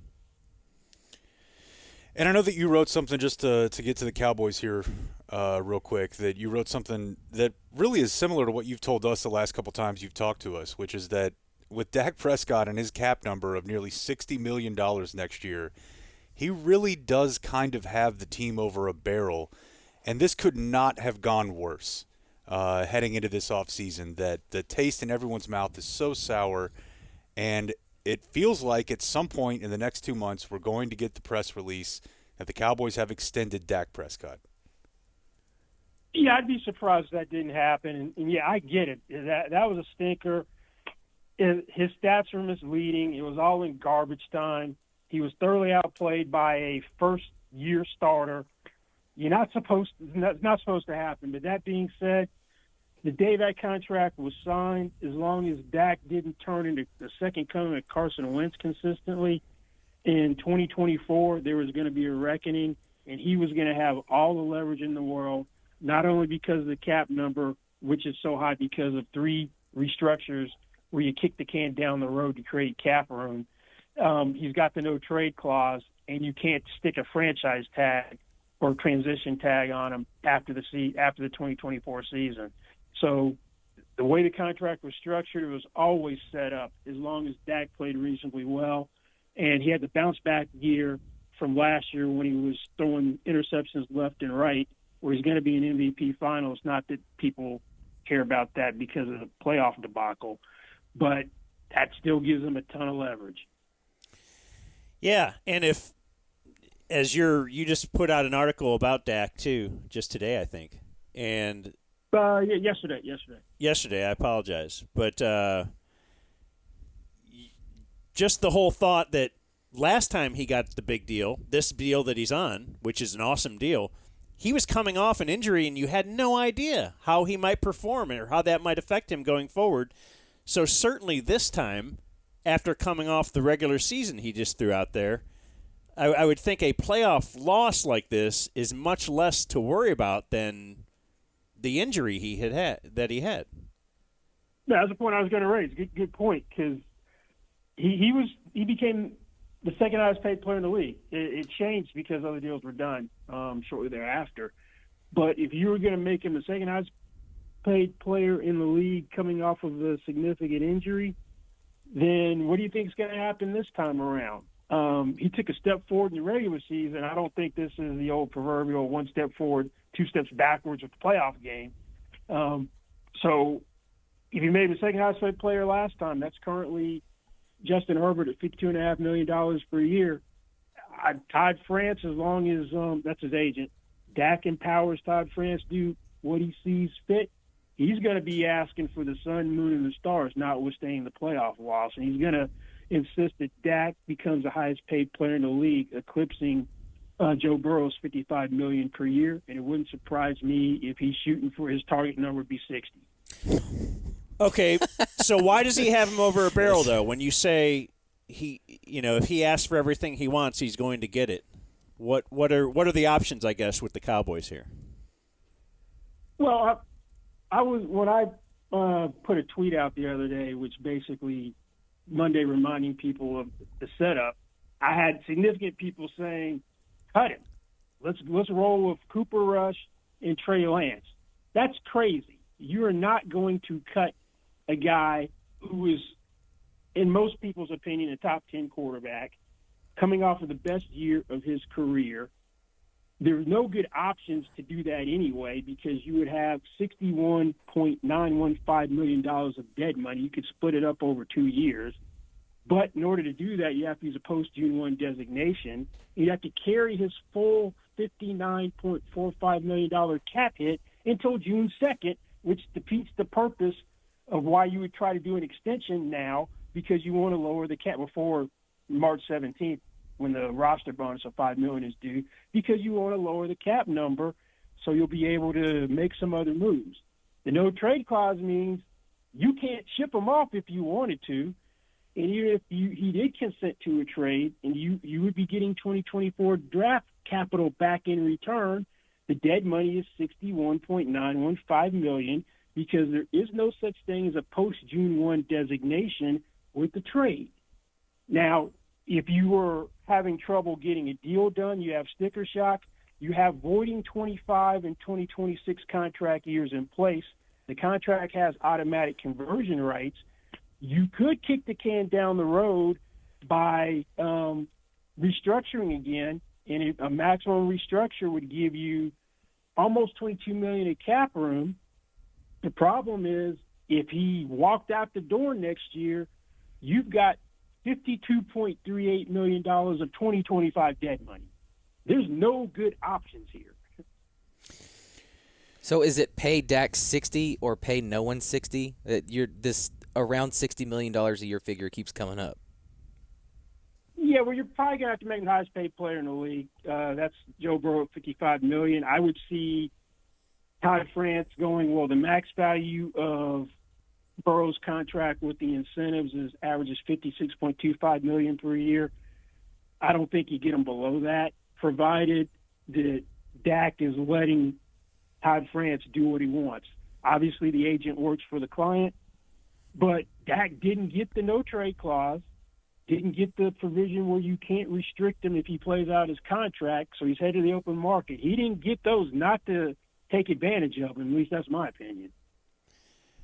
What if he said he wants a fully guaranteed contract, much like Lamar Jackson was trying for last year?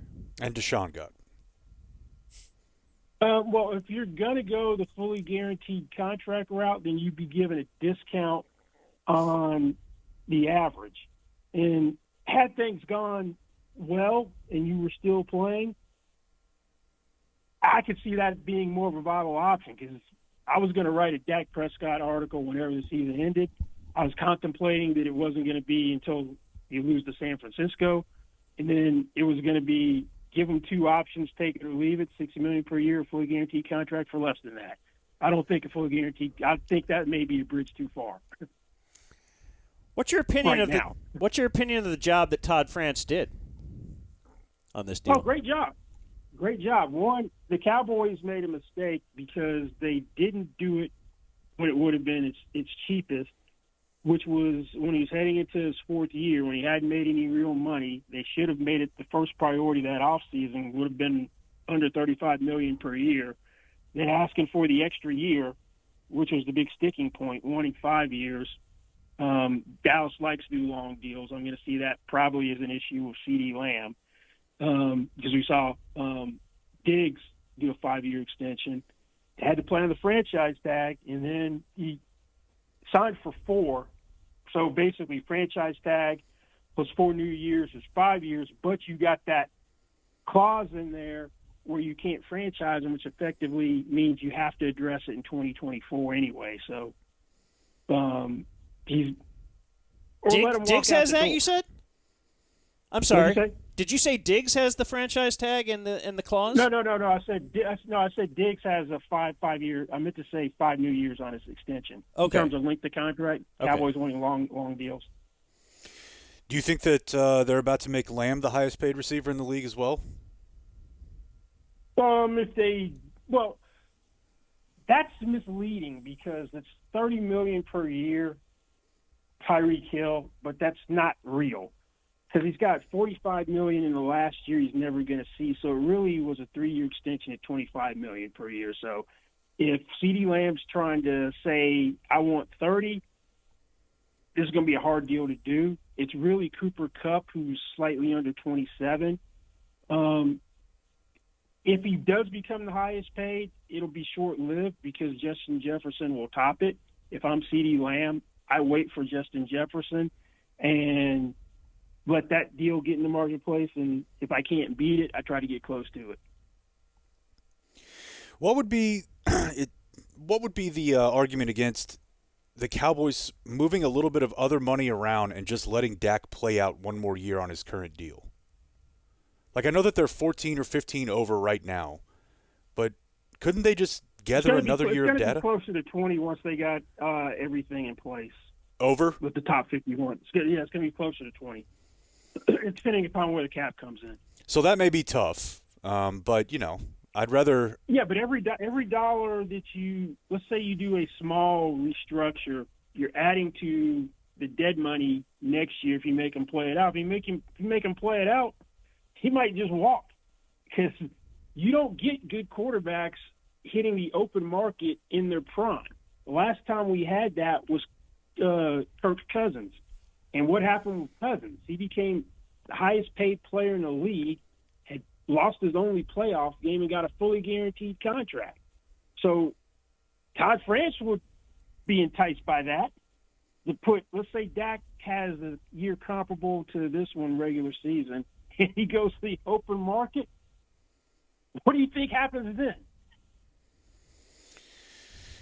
I guess you're right. He truly has them over a barrel. We always thought that Zeke had like the best contract we could ever imagine. And well, I Zeke think was smart. Yeah. Zeke was smart. I'm a running back. I got a short shelf life. He knew that Emmett was able to get a deal after they started 0-2 as a running back. He assessed the situation perfectly, then fell off a cliff as soon as he signed his contract. Yeah. Yeah, and he had those year-ahead rolling guarantees. Right. Which always really hemmed the Cowboys up cap-wise. Yeah, but then you started you restructured him as well, so you made the dead money worse. That's the Cowboys' way of dealing with things. They're not as extreme as the Saints and now the Eagles, but they restructure a ton of contracts and take a credit card approach to managing the cap, which is going to ultimately be fine in the long run as long as you don't have something like the pandemic where the cap drops precipitously one year. Because if the cap's going to go up at least 8, 9, 10% each year, you should be able to outrun kicking a can down the road. $6 million for Zeke next year, by the way. Oh, still off his contract, his Dead Cowboy money. deal? Yeah. Wow. Yeah. That is a good deal. Yeah, this stuff is so confusing, and I always think, oh, man, once that guy, look at Aaron Rodgers just signed with the Packers. Well, that ensures he'll be a Packer well, then they can trade it somehow. Well, that contract was structured in a weird way. They had these option bonuses where the longer he stayed, it got worse in terms of the dead money because option bonuses are treated like signing bonus and they're prorated, and he had multiple option bonuses. So getting rid of him when they did was the least amount of cap pain they're ever going to have to get rid of him. And it worked out because the guy waiting in the wings could actually play, which is another thing which Dallas doesn't have, someone that you think could actually be the successor. Yeah. Trey Lance was dealt for a reason, and they gave $5 million guaranteed to Sam Darnold for a reason. They obviously weren't happy with Lance as the backup. Yeah. No, it's. I thought that was a curious trade that the Cowboys made. What's Denver going to do with Russell Wilson? Oh, he's gone. Sean Payton didn't like him from day one. He inherited him, and you could tell by all his off-season comments that they didn't want him around. But what's that monetary? What's going to happen there? It seems like he just signed a new. Has his new deal even kicked in? No, this will be 2024. Be the first new year because they did it with 2 years left. This is one of the rare instances that if you give up a ton of draft capital for someone, usually the longer you wait to do an extension, the more expensive it is. But this would have been one of the rare instances if you had waited, you'd have been better off. The problem is that they got to pull the cord this year because he's got $37 million as base salary next year that's guaranteed for injury, that's fully guaranteed like the third or fifth day of the league year. He's got $39 million fully guaranteed this year. The no trade clause, he's not going to do them any favors, so he's probably going to be playing for league minimum someplace because there's an offset to guarantee, which means anything he makes from his new team, the Broncos get to recoup to offset their guarantee. So there's no point in him. It's not he doesn't double dip where he gets the $39 million in every dollar from the new deal.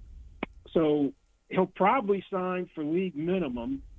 The Broncos get to offset the $1.121 million, which is his minimum base salary. He's still going to make $39 total, and he'll have to play well to be a starter in 2025.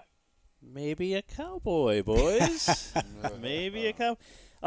So he would take league minimum from someone just because he'd want to stick it to the Broncos a little more. Like, hey, no offset. Let's say he made $25 million or signed for $25 million. He's not getting the $25 million. The guarantee that the Broncos has an offset.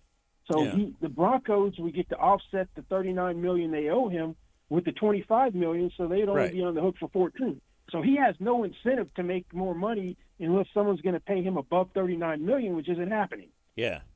Yeah, and I forgot that the whole injury guarantee thing, that's what caused him to get benched in the first place. So, yeah. Yeah, but the timing of when they came to him, well, you just beat the Chiefs for the first time in forever, and he was starting to look better. So the timing was curious. I did think that had they continued to lose, the bye week was when he was getting benched. But they didn't cooperate. He played well enough for them to win a couple of games, so I think that plan went out the window. And then, how close are we to Micah Parsons breaking the bank? Actually, you don't have to do him. You didn't do CeeDee Lamb after his third year. It's been a mixed bag on when you do or you don't. Zeke forced the Cowboys' hand. When given his position, he was smart to do that. Tyron Smith got paid after his third year when he signed his extremely long contract, eight new years. He ended up playing out all of them. Zach Martin didn't get done until he was heading into his fifth-year option. So you got Micah Parsons making a shade under $3 million next year. His cap number's a little over 5.4. He's going to have a fifth-year option in 2025 for I think it'll be right around $23 million. Nick Bosa, who is the highest-paid non-quarterback at $34 million per year, got it done when he was heading into the fifth-year option. So you don't necessarily have to do Parsons this year. But that's what we're looking at. In a couple years, if CD does get Justin Jefferson money, Parsons does flirt with that Bosa number, Dak is making what we think to be around 60. I mean, is that a viable way to build a roster to just be this top-heavy? No, it's not ideal. The Colts used to do it. They were extremely top-heavy during the Manning years because they had Manning, who was up there, Dallas Clark as a tight end, two receivers that were up there, Bob Sanders, Dwight Freeney. They were really top-heavy. Falk. Dallas will restructure every contract known to man, so they'll keep kicking the can down the road, but you better hit on your draft picks. All right, Joel, when's the last time you talked to Shaq? No, it's been a long time. Okay. Yeah. I just wanted to check in. What's the Shaq relationship? Didn't Joel tell us once that it was great when I was working with him, but when I started my own company with the head of the football department, then started having the contact started decreasing.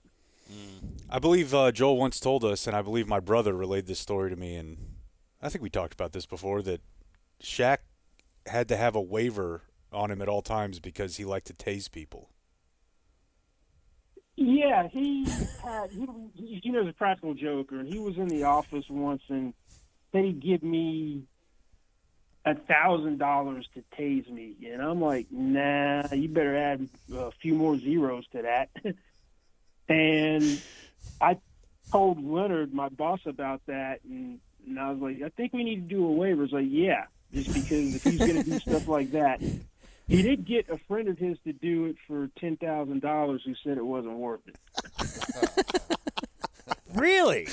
Yeah. That's awesome. Shaq's just a That's big, always what I thought. A big kid. If you had $1 billion, would you just do bits with it? Yeah. Shaq does. He also does good stuff. Donates, buys people. He's been doing that from day one. When he was a rookie, he would make these hospital visits in Orlando to children's hospitals that he didn't want any media there because it wasn't for media consumption. Yeah, because he didn't want the media to see him tasing them kids. Don't be putting that out there. All right, well, Joel, thanks a lot, man. You're the best. We'll talk to you again soon. Thanks for having me, guys. All right, there's the great Joel Corry. Go check out his podcast and stuff. Read his stuff. Sure. Do things. Great dude. Tase him.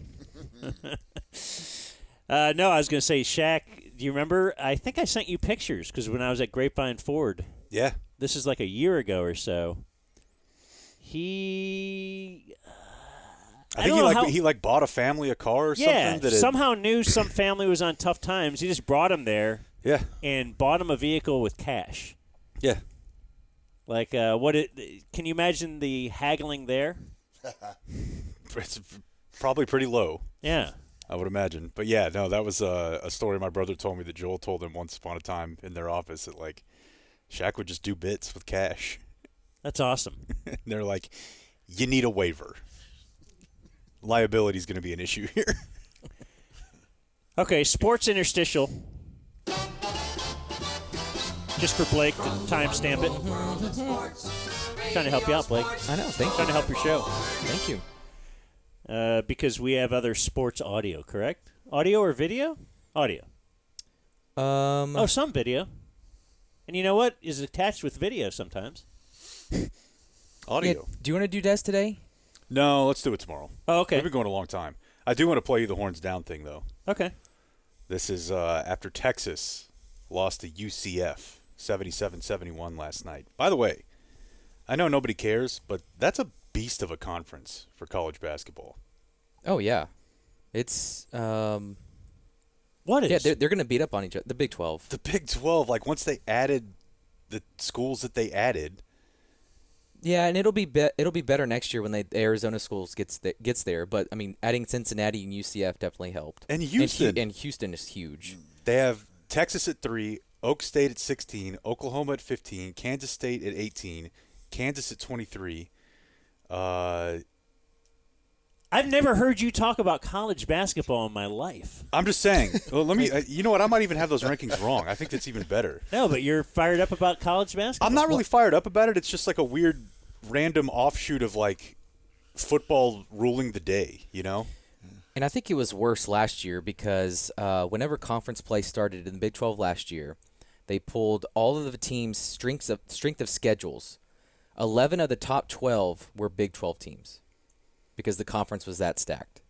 Yeah, and I actually got that wrong. I was looking at the wrong ranking. Kansas is 3, Baylor's 9, Tech is 25, BYU's 20, TCU's 19, OU's 15, Iowa State's 24, and Houston is 5. Were you looking at the ladies? No. I think I was actually looking at like football. Oh, okay. Probably. Do you see the TCU women are having open tryouts? Yes, we talked about that yesterday. Hilarious. No, we didn't talk about the open tryout. Just the fact that they're having to forfeit 2 games. Yeah. So now they're just trying to get some bodies in there. So, transition? Yeah. That's what Trump says people do, right? Yeah. So UCF beats Texas last night, Blake. And their coach was upset about something that took place in the handshake line. You know, I'm a big believer in, you win the right way, you lose the right way. And, I always tell my guys, whether you win or lose, you win the right way. You lose the right way. You carry yourself the right way. You don't go through the handshake line or prior to getting to the handshake line and have about 6 or 7 guys putting the horns down. Come on. Wait. Hold on. I know. I thought he was going to say that he did the middle finger tickle your palm handshake. Right. Letting you know that you're available. Now, when the audio starts of him saying, people need to win the right way, do you think he was going towards something positive? Do you think they won? No, I did not know the outcome of the game before I saw this, but I could ascertain it pretty quickly. Yeah. And have about 6 or 7 guys putting the horns down. We don't do that, because when you do those kind of things, it looks very classless, and it also looks like you were just hoping to win. We never go into games trying to hope to win. We go into games expecting to win. So we don't act like that. Did you win? We expect to win. We don't jump up and down like we won a national championship. We sure don't step on anyone's. Oh, so that's what happened too. They were over celebrating. Over celebrating at Bless the Mood. What does Aggie Austin think about this? I'm again, not an Aggie. He's a I'm Sooner. sorry. Damn, I thought you were trolling me that time. Oh, that's right. You threw it it. in. All right. What does Sooner Austin think? Nah, I mean, we were. Have you ever thrown the horns down? Oh my I have God! I have a shirt with it. I'll wear it on Has he done Sunday it to the today? live stream. Yeah. It's. And would you stop if Texas didn't care? No, we did it before. The entire time I was in college, that was a thing. And then I feel like in the past few years, it became this huge deal. They started doing the penalties during the games. Like Tom Herman went a long way for this. Like he's the one who really was like, It's just Will Greer. the softest thing ever. I don't understand why they get so butthurt about it. And to your point, if you're getting butthurt about it, you think the people they play next and kick their ass, like they're not going to do that. You're just making it worse for yourself. So we expect to win. We don't jump up and down like we won a national championship. We sure don't step on anyone's home court deal and act crazy and try to show them up in any way. We don't do that. We don't walk on the logo. That's what I was angry about, and I was letting those guys know you don't do that. You guys won. Hey, we shake your hand, tip our hat to you, but we're not going to let you act that way in our building. You're not going to do that. You're not going to put your horns down and do all that nonsense. Baker planted the flag at Ohio State. That was one of the best Baker OU moments. Like, it's incredible. Just kind of like tackling T.O. on the star. There is one way you can stop that. Yeah, you win. You have to stop them from scoring. And for UCF to go into Austin and win, that is a huge moment for their program. You don't expect them to act a little wild when they won? Come on. I just think it's That guy sounds very old. He does sound very old. I don't believe he's actually that old, but I think he was just spent. Yeah, coaches are older than their age usually. Very much so. Yeah. You remember how Rodney Terry became the coach at Texas? Well, I mean, Chris Beard beat that the other lady guy. up. Yeah. Is that how? Yeah, he was just one of the assistant coaches and kind of earned the job. But, I mean, he was only there because Chris Beard got in an argument with his wife because she broke his glasses. I mean, come on. They're expensive. Yeah. She's got to be careful with that It's a stuff. nice Gotta pair. probably get another eye appointment. Yeah, it's the whole thing. What's his bit? Did he get hired somewhere? He got hired right away, didn't he? Ole Miss. Not right away, but It was a pretty short it was pretty quick, yeah. incubation period, as I recall. They have Chris Beard and Lane Kiffin. Okay, the they're like, Disgusting yeah. Brothers. They're just doing bits. Yeah. Anything come out of the McCarthy? Did we play McCarthy audio? No, we didn't play No, it. I was just going to play one thing from it because The big man. His big old self. He's back. He's all big and coaching. Back. I do think, I think they're trying to spin the story now of where McCarthy's job was safe all along. I don't believe that because we played audio from Jerry after back-to-back games of we are still taking this one game at a time. That's what I believe, is just Jerry was just going to wait and see. And we even said he decided after this one game, I've seen enough. This is great. Good to go. Well, I think it's because McCarthy kind of saved his ass here. So they ask him, tide's turned, how did you keep your job, whatever. He talks about meeting with Jerry and what that meeting entailed. It was a long meeting. I think we went probably a little bit past 3 hours. We talked about a number of topics. I mean, the first topic was obviously the disappointment of the ending of the season. Went through all the layers of that. And then we talked about pretty much everything in the football program. Another answer. I wouldn't view the conversation that way. I think clearly, it started off with the, peeling back the layers of what went wrong and the disappointment. And then, frankly, it got to where Jerry and I were one-on-one. And frankly, the best meetings I have is with Jerry's one-on-one. I can't. They're super Get the productive. effing yodeling kid out of here. Is that what he's referring to? You need to corner him. Finally, Steven left. Yeah. And that's kind of the theme here is I think I got Jerry one-on-one, and then I just begged for my job. I mean, got everyone else out of here. But, yeah, he just had a 3-hour-long meeting with Jerry. It does seem like, guys, if Dez would have sat with Jerry one-on-one, he would have still been a Cowboy. He wouldn't have been released. Yeah. Yes, It worked because for Zeke. Jerry loves his people, Jerry treats his people well, and Jerry has trouble saying goodbye. Yeah. And I think that's what happened, is he got in the room and he saw McCarthy's big old self who'd won a Super Bowl in his building. Rode on his back around the office. Yeah. Slapping him like a horse. And he felt for him, and his emotions came back to like him, a pig. and he forgot all about Sunday as the Cowboys got trounced, and I think he just made an emotional decision to bring him back. Yeah, I was not as shocked as everyone else was. I mean, I thought it was weird that they put out a statement, but it seemed like, even in Joel Corry's article, it's like the shocking decision, to bring back Mike McCarthy. I'm like, I don't know. I feel like this was kind of the chalk, right? I don't know, though. I mean, what are they going to do? It'd be a very difficult thing to get rid of a 12-5 guy. I told you my idea is demote him to offensive coordinator. That's a horrible idea. You can't do that. Not viable. I don't understand why you can't do that. Let's be the first. Everybody said they couldn't hire Jimmy Johnson, too. And he did it.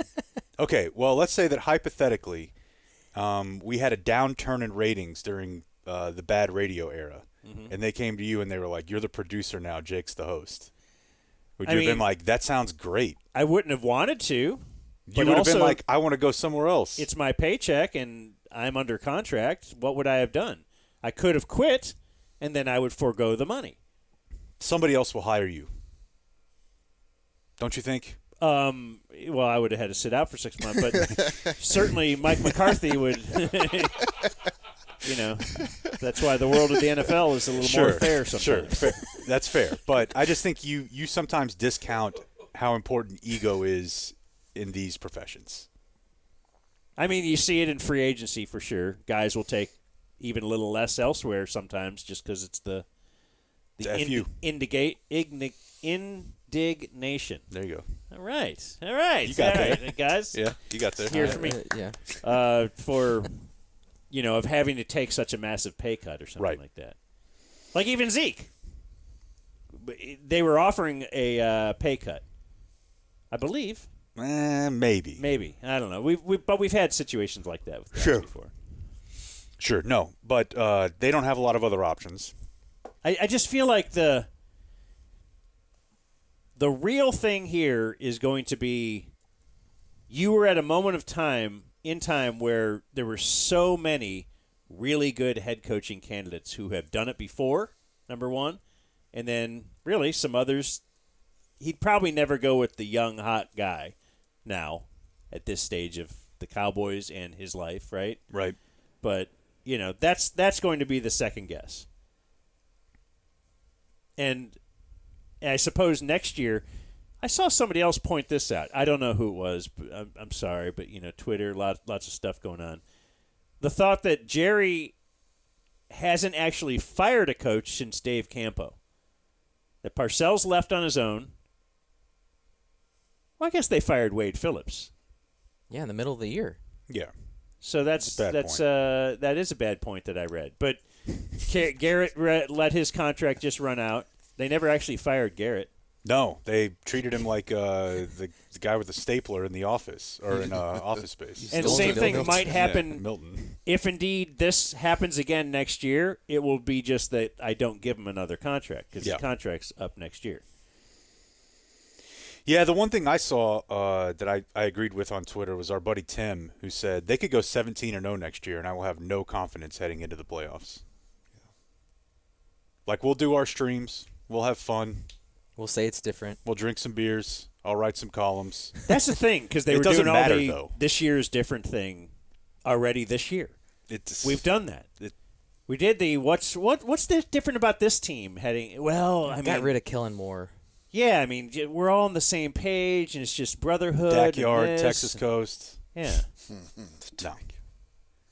No. Got rid of Zeke. Yeah, they had a lot to point to this year. Yeah, it's going to be weird. That's kind of why I kind of thought they would do something. Yeah, I think we all did. Because they're probably going to be selling. I think Dan Quinn's still going to get a job. I could be wrong. But there are lots of. He's interviewing everywhere. Yeah. Obviously, Seattle is the chalk or whatever. That's probably the one that makes the most sense. Yeah. Just because of his history there and all that kind of stuff. Carroll's still there, I believe. Sort of. Did he get demoted to like consultant? Yeah. Consultant. Or was that a mutual thing, or they were going to fire him and said, "Hey, this could help us save face"? I don't know the specifics on that one. I think he got demoted to offensive coordinator. Yeah. Have you seen? I saw somebody allege that Belichick's going to Atlanta. And I don't understand that at all. They interviewed him. I know they interviewed him, but I thought it was Oakland. I just don't.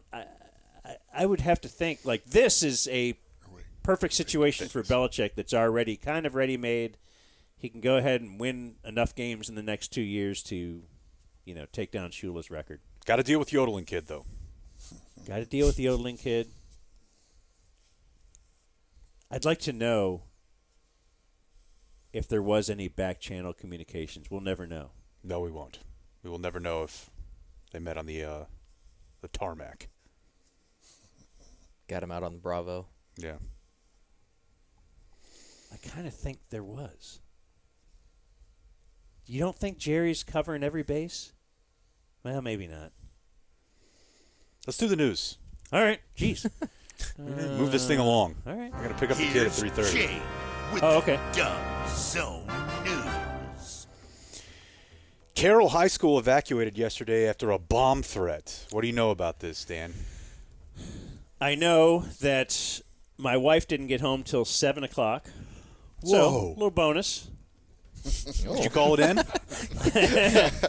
On one hand, a bonus. On the other hand, I got to hear all about it. Okay. Yeah. Because it was such a big thing. Yeah, she works for that school.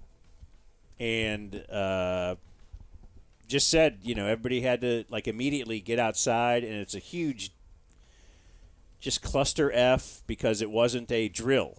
And so, people didn't have their coats and bags and stuff, and, it was just a huge ordeal getting back in, and people they had to evacuate and just leave. And so people were coming back as late as 7 p.m., getting their stuff that was still there, or their cars or whatever. So she just said it was mayhem. But I don't know what happened exactly. There are scant amount of details here. It just says an anonymous tip was received through the Stop It alert. I don't know what that is. I was hoping you would. Do you think you should have to carry a charge for the rest of your life if you call in a bomb threat at your school when you're 15? Were we on the air or off talking about dumb things kids do? Just earlier today. That was today. Yeah, on the air. Yeah.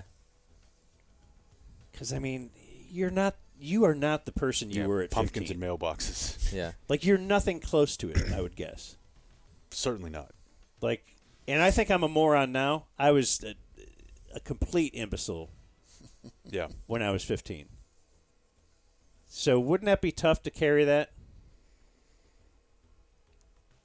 Yeah, I mean, for me, pre-Columbine, it was always the fire alarm. You would hear that if you pulled the fire alarm, dude, that's on your record. Yeah. I was scared touching it. Oh, yeah. Just even being around it. Yeah. I was always skeptical that it even worked. Why? I don't know. Did you ever hear about people that they put fake fire alarm up to get around the regulators or something? Pass code? No, Yeah. I've not heard of that. Oh. Do you think fire alarms are old technology? Why do we still need those? Something on the wall that you pull when there's a fire, when you could just make a phone call now. Yeah, and you're I'm on fire. Yeah. I don't have time to get over here to this thing. I'm burning. It just seems really outdated. Yeah. When's the last time one was put to good use? But you're doing it for everybody in the school, not for the fire department to be alerted. All right. Boy, you it's an defeated alarm. that point pretty quickly. Yeah. Yeah, I just remember it's just a little box on the wall, and it's got a little plastic thing to make sure no one's hasn't broken the seal or whatever. But yeah, you're right. I guess it does trigger an alarm. For Do you the have whole building. a readily available fire extinguisher in your home?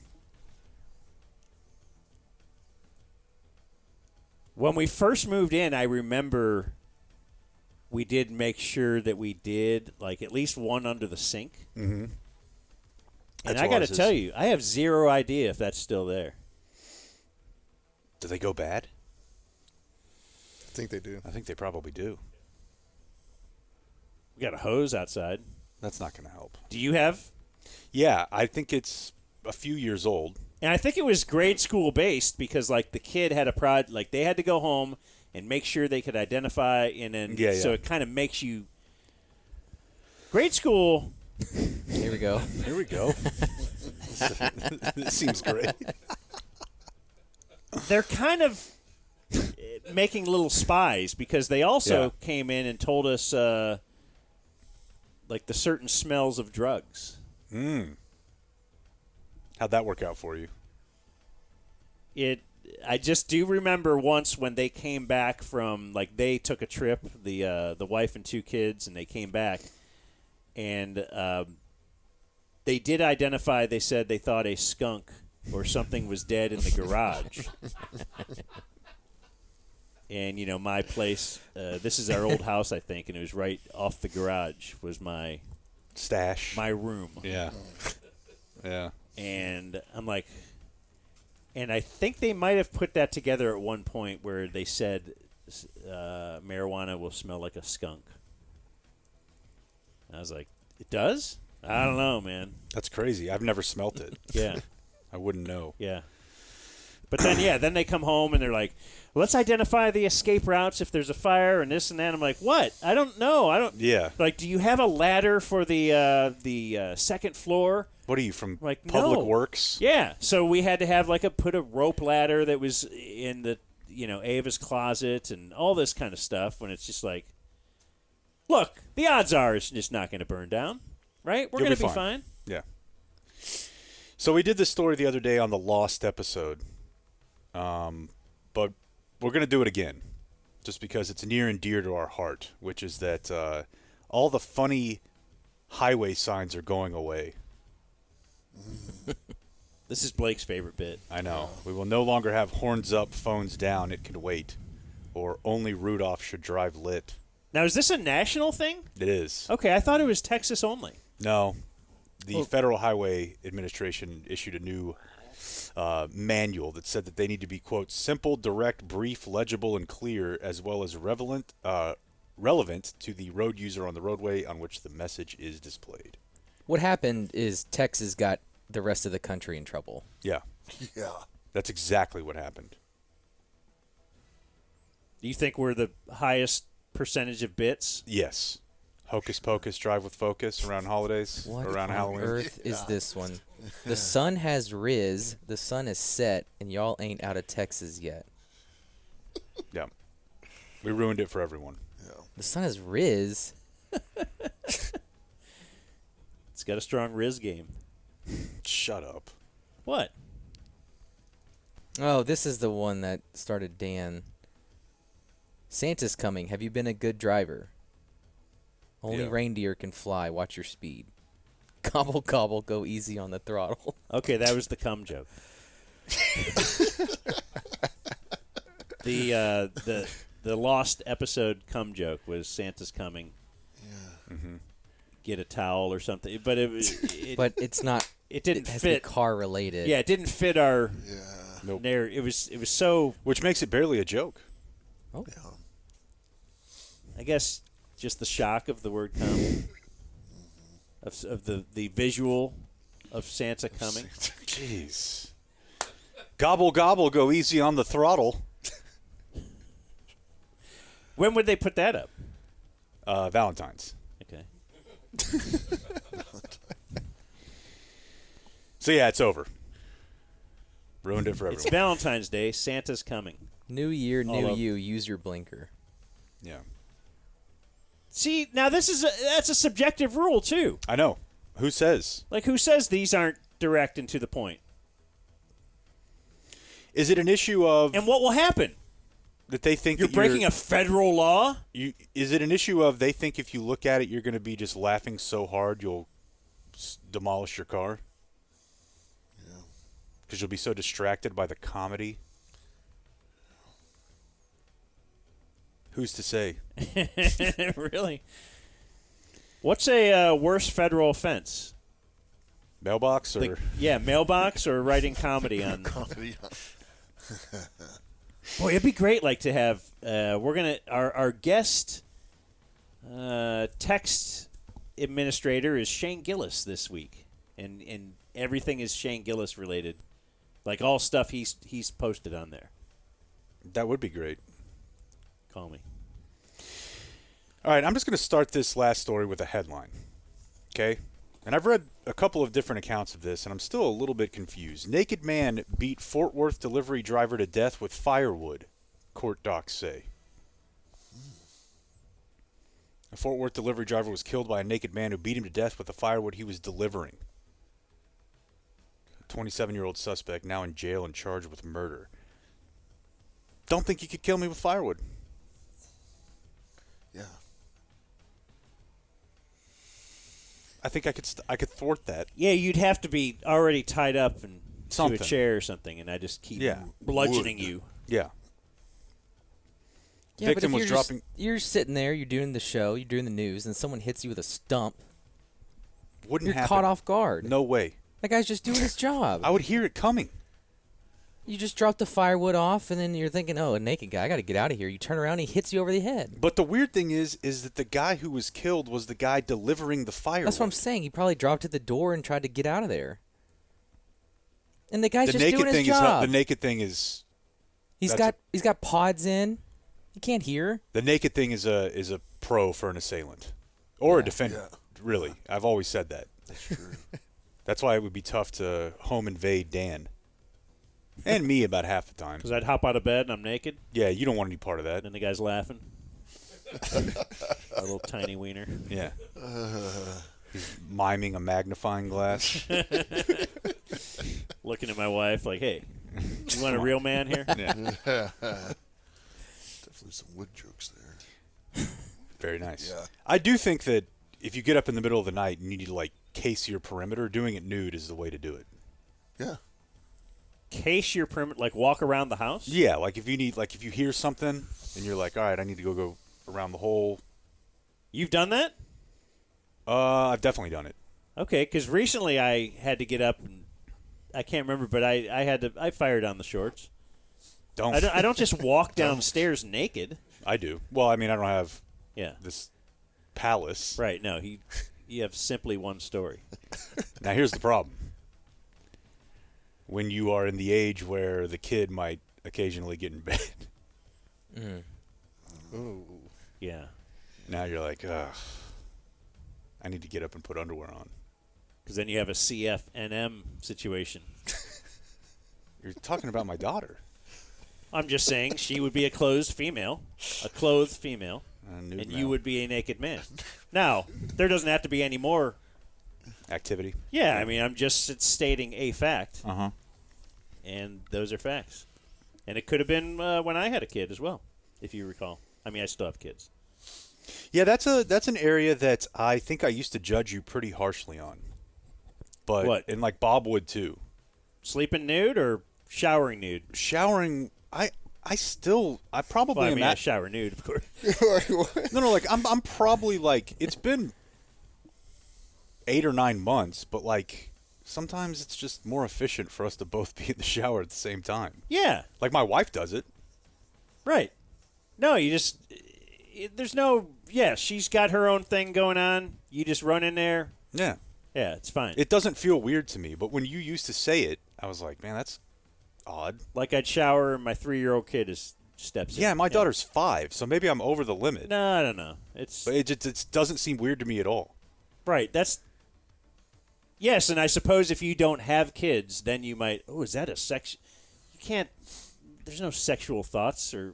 No, and from the only them, reason that I and do not- it with certainly not the from only you. reason that I put shorts on with the dog is And that's what I was going to go to next. the dog is way more interested in like running into me. The kid is like over there doing her own thing. Okay, so you do have a big dog. Is it size based? Because I told you I will pull my dog into the shower to clean him up if he's messy, and you're like, oh man, what is that? It's gay. Is that what I said? Aren't you attracted to the? I mean, look at that, this little starfish. All right, that's the news. In the The news? Dumb Zone News. Hey, Beck. Like and subscribe. How long have we been going? It's been a long time. About 2:15. Okay, let's just do a quickie one of these then. The Dumb Zone presents. Unless Jeff and Aggie Austin don't want it. Now I'm God trolling. damn it. Now I'm trolling. Did you go to college, Jeff? ACU Wildcat. Ooh, Yeah. curfew? Yeah. They have strict rules, Dan. Yeah. Who? Abilene Christian. Abilene Christian. Oh, okay. Yeah. You don't seem like an Abilene Christian guy. Yeah, I probably don't give the AC vibe. Yeah, no, I'm from Abilene. I born and raised there, and yeah. Yep. So we're recording this live to videotape on Thursday, January 18th. And right now it's 2:45, and Jake's got a kid to pick up, so we'll get moving. He's got showers to take. Yeah. Okay, it's not like a regular thing. It's just occasionally it's a 4:15 shower. On this day in 1976, it was Cowboys in the Super Bowl. Remember when the Cowboys were in the Super Bowl? What year? This was 1976. Ah. The Steelers beat the Cowboys, becoming that was their second Super Bowl win ever. They would win 2 more in the 70s. Team of the 70s. On this day in 2006, I don't really remember this. Knicks forward Antonio Davis went into the stands during a game because he believed his wife was involved in an altercation with a fan. You remember that? Vaguely, yeah. I remember that he had quite the rap about him being hot-headed. I think it's great that you have your family members come to watch you play, and then you have to have that on your mind as well, worrying about what's going on with Leave them. Riley Curry alone. On this day in 2012, Mike, the Texas Rangers signed Yu Darvish to a $60 million 6-year contract. That was pretty cool because when he showed up here, he had a shirt with a big pot leaf on it. For real? Yeah, but I don't think there's a weird deal that happens, and this is going to sound incredibly racist, but when you sometimes when you go to other countries, they will use symbols that we use in America without really it's kind of like how they have Hitler Cafe in India, you know? You're like, well, we're not using the swastika anymore. And yeah, he just had a shirt with a pot leaf on it. But it wasn't because he was thought it was cool. Pro-herb. No, I don't think he was pro-herb. Mary Jane, Blake. So I'm talking about dubage. Dubage? The devil's lettuce. Legalize it. On this day in 2013, former New Orleans Mayor Ray Nagin indicted on charges that he had used his office for personal gain, accepting payoffs, free trips, and gratuities from contractors while the city was struggling to recover from the devastation of Hurricane Katrina. I say, what good is being mayor if you can't take a No doubt, kickback right? here and there? No doubt. That's what Ray Nagin said. He was convicted and sent to prison. Should have been in Texas. You can get away with that here. Yeah. Birthdays. Today, Gary Trent Jr., 25. He used to share with his dad. I think his grandpa. Right, his dad shared it with his grandpa. Leonard Fournette, 29. Leo. T. Higgins, 25. Do you know who Dave Bautista is? Of course. The Blue Jay? No, that's Jose Bautista. Dave Bautista. He's the wrestler and actor. Oh, yeah. Okay. Yeah. Yes, he was in Guardians of the Galaxy. Okay. Do you know who Ted DiBiase is? Everybody's got a price. Yeah. He's the $1 million man. That's right. Is everybody into wrestling except me? Because I would expect you to be on my side of, yes, I'd never watched that stupid stuff. Dude. Somehow you're like... I think the difference between me and you was my parents got divorced, but my dad would still get me 5 days out of the month. Whereas yours really didn't. It was a weekend bit. But we were a week every other weekend. So were we, but I mean that's what we did. You'd watch wrestling. Oh, yeah. Okay, well I guess we had different dads. Yeah, I mean I feel you grew up on the Attitude Era, right? Of course, the Attitude Era.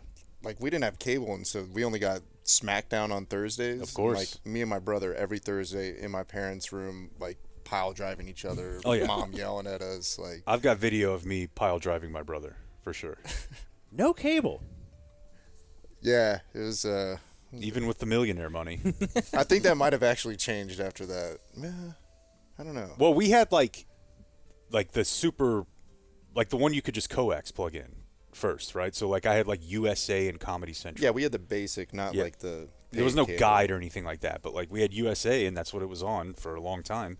And then you could just go to Blockbuster and rent VHS tapes, and it was great. Kevin Costner is 69. Also, I would just jerk off to like the female wrestlers a lot. Is that a big player? Yeah. Is that why kids, Yeah. teenage boys are into that? Yeah, especially during, as he referenced, the Attitude Era. They really sexed it up. Oh my God! I think it was Shane Gillis's podcast the other day. They were talking about there was like a storyline with Kane raping Lita or something. There It's was. like, Yeah. I don't remember that. They actually had a wrestler who was just a pimp. They had a rape storyline? Yes. Dude, it was. They had wild. Are you interested now? No. Perk up so much. I'm just shocked. Kevin Costner, 69. Spare. His band played at my brother's bar in Cleveland. I actually recall us promoting that fact when we did our show there. Because it was because of the draft. Draft Day. Yeah. That's the movie? Yeah. Let's review that before. You don't want to. I mean, I'm down, but it's terrible. Comedian Dave Attell, 59. Dude, speaking of having like 3 cable channels, Insomniac was such a great show. That was.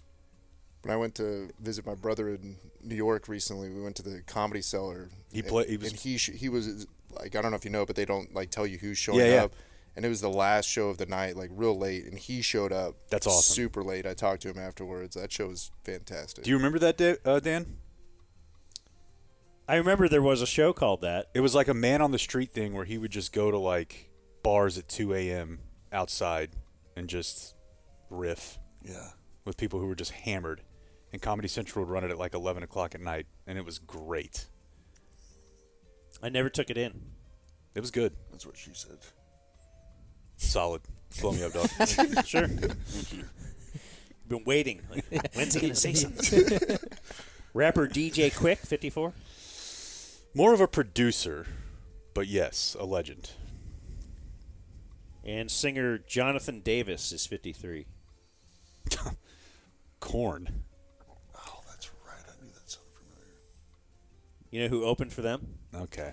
Cream? Didn't we just do this yesterday? Hold it, yes. We could say that every day. Yeah. What's the other one? Bush and Tool. Yeah. Bush opens for Tool. Thank you. Thank you. Thank you. Born on this day, not alive, Kurt Flood. Ooh, speaking of Marvin Miller. Another reference. I was surprised he didn't say, yes, I've read that book. That Joel Corry wouldn't have just fired that. It fell a little flat. I Yeah. might not have set him up properly He knew for who it. he was. Yeah, but I would think if you are An agent. if that's your I mean, he game- kind of walked me into it with like, I just want to fight the team. Yeah. No, I thought it was a fantastic question. Thank you. I It's just appreciate it. Based on, and then died on this day. I'm going to say the U.S. president who most liked to do it. Ooh. Kennedy? No, because he died. He died on this day in 1862. John Tyler was our 10th president. Tippecanoe. And the reason I say that he might be that, only because he had 15 children. Although perhaps they didn't have They didn't have Plan B. the rubbers back in. Yep. I wanted to use another term we probably haven't used in a while. Yep. If ever. But did he not understand how it worked? And there's a time that you could like Pull it not, out? You know, make that happen. Yeah, I and doubt also he took probably no back. for an answer. Say again. He probably didn't take no for an answer either. So He might have been a little there probably demanding. wasn't a lot of. Yeah. yeah, He had those fast fingers. that's Yeah. right. Yeah. Tie it all up. If you think they let you grab it by their in this day and age, imagine back then. You had no choice. Yeah. What are you gonna do? Vote him out of office? Yeah.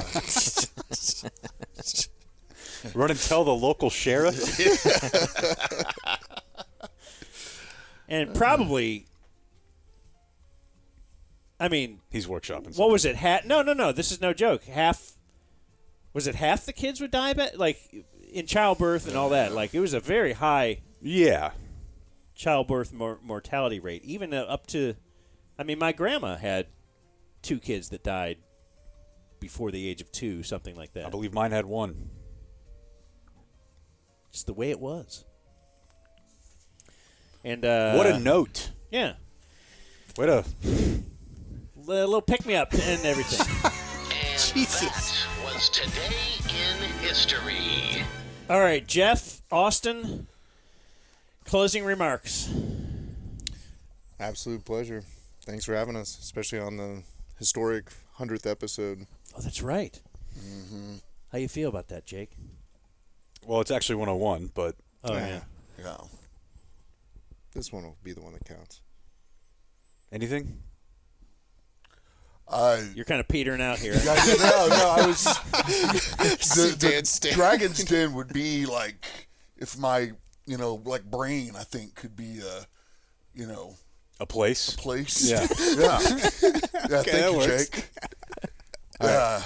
Yeah. No, it was. We appreciate it. Or we. Why am I saying we? I. Well, there's two of you. Yeah. I think I'm speaking for Austin, but yeah. Please don't. All right. Well, thanks. Yeah. Thanks, guys. Thanks, Thank guys. you. Good times. Adios, mofo.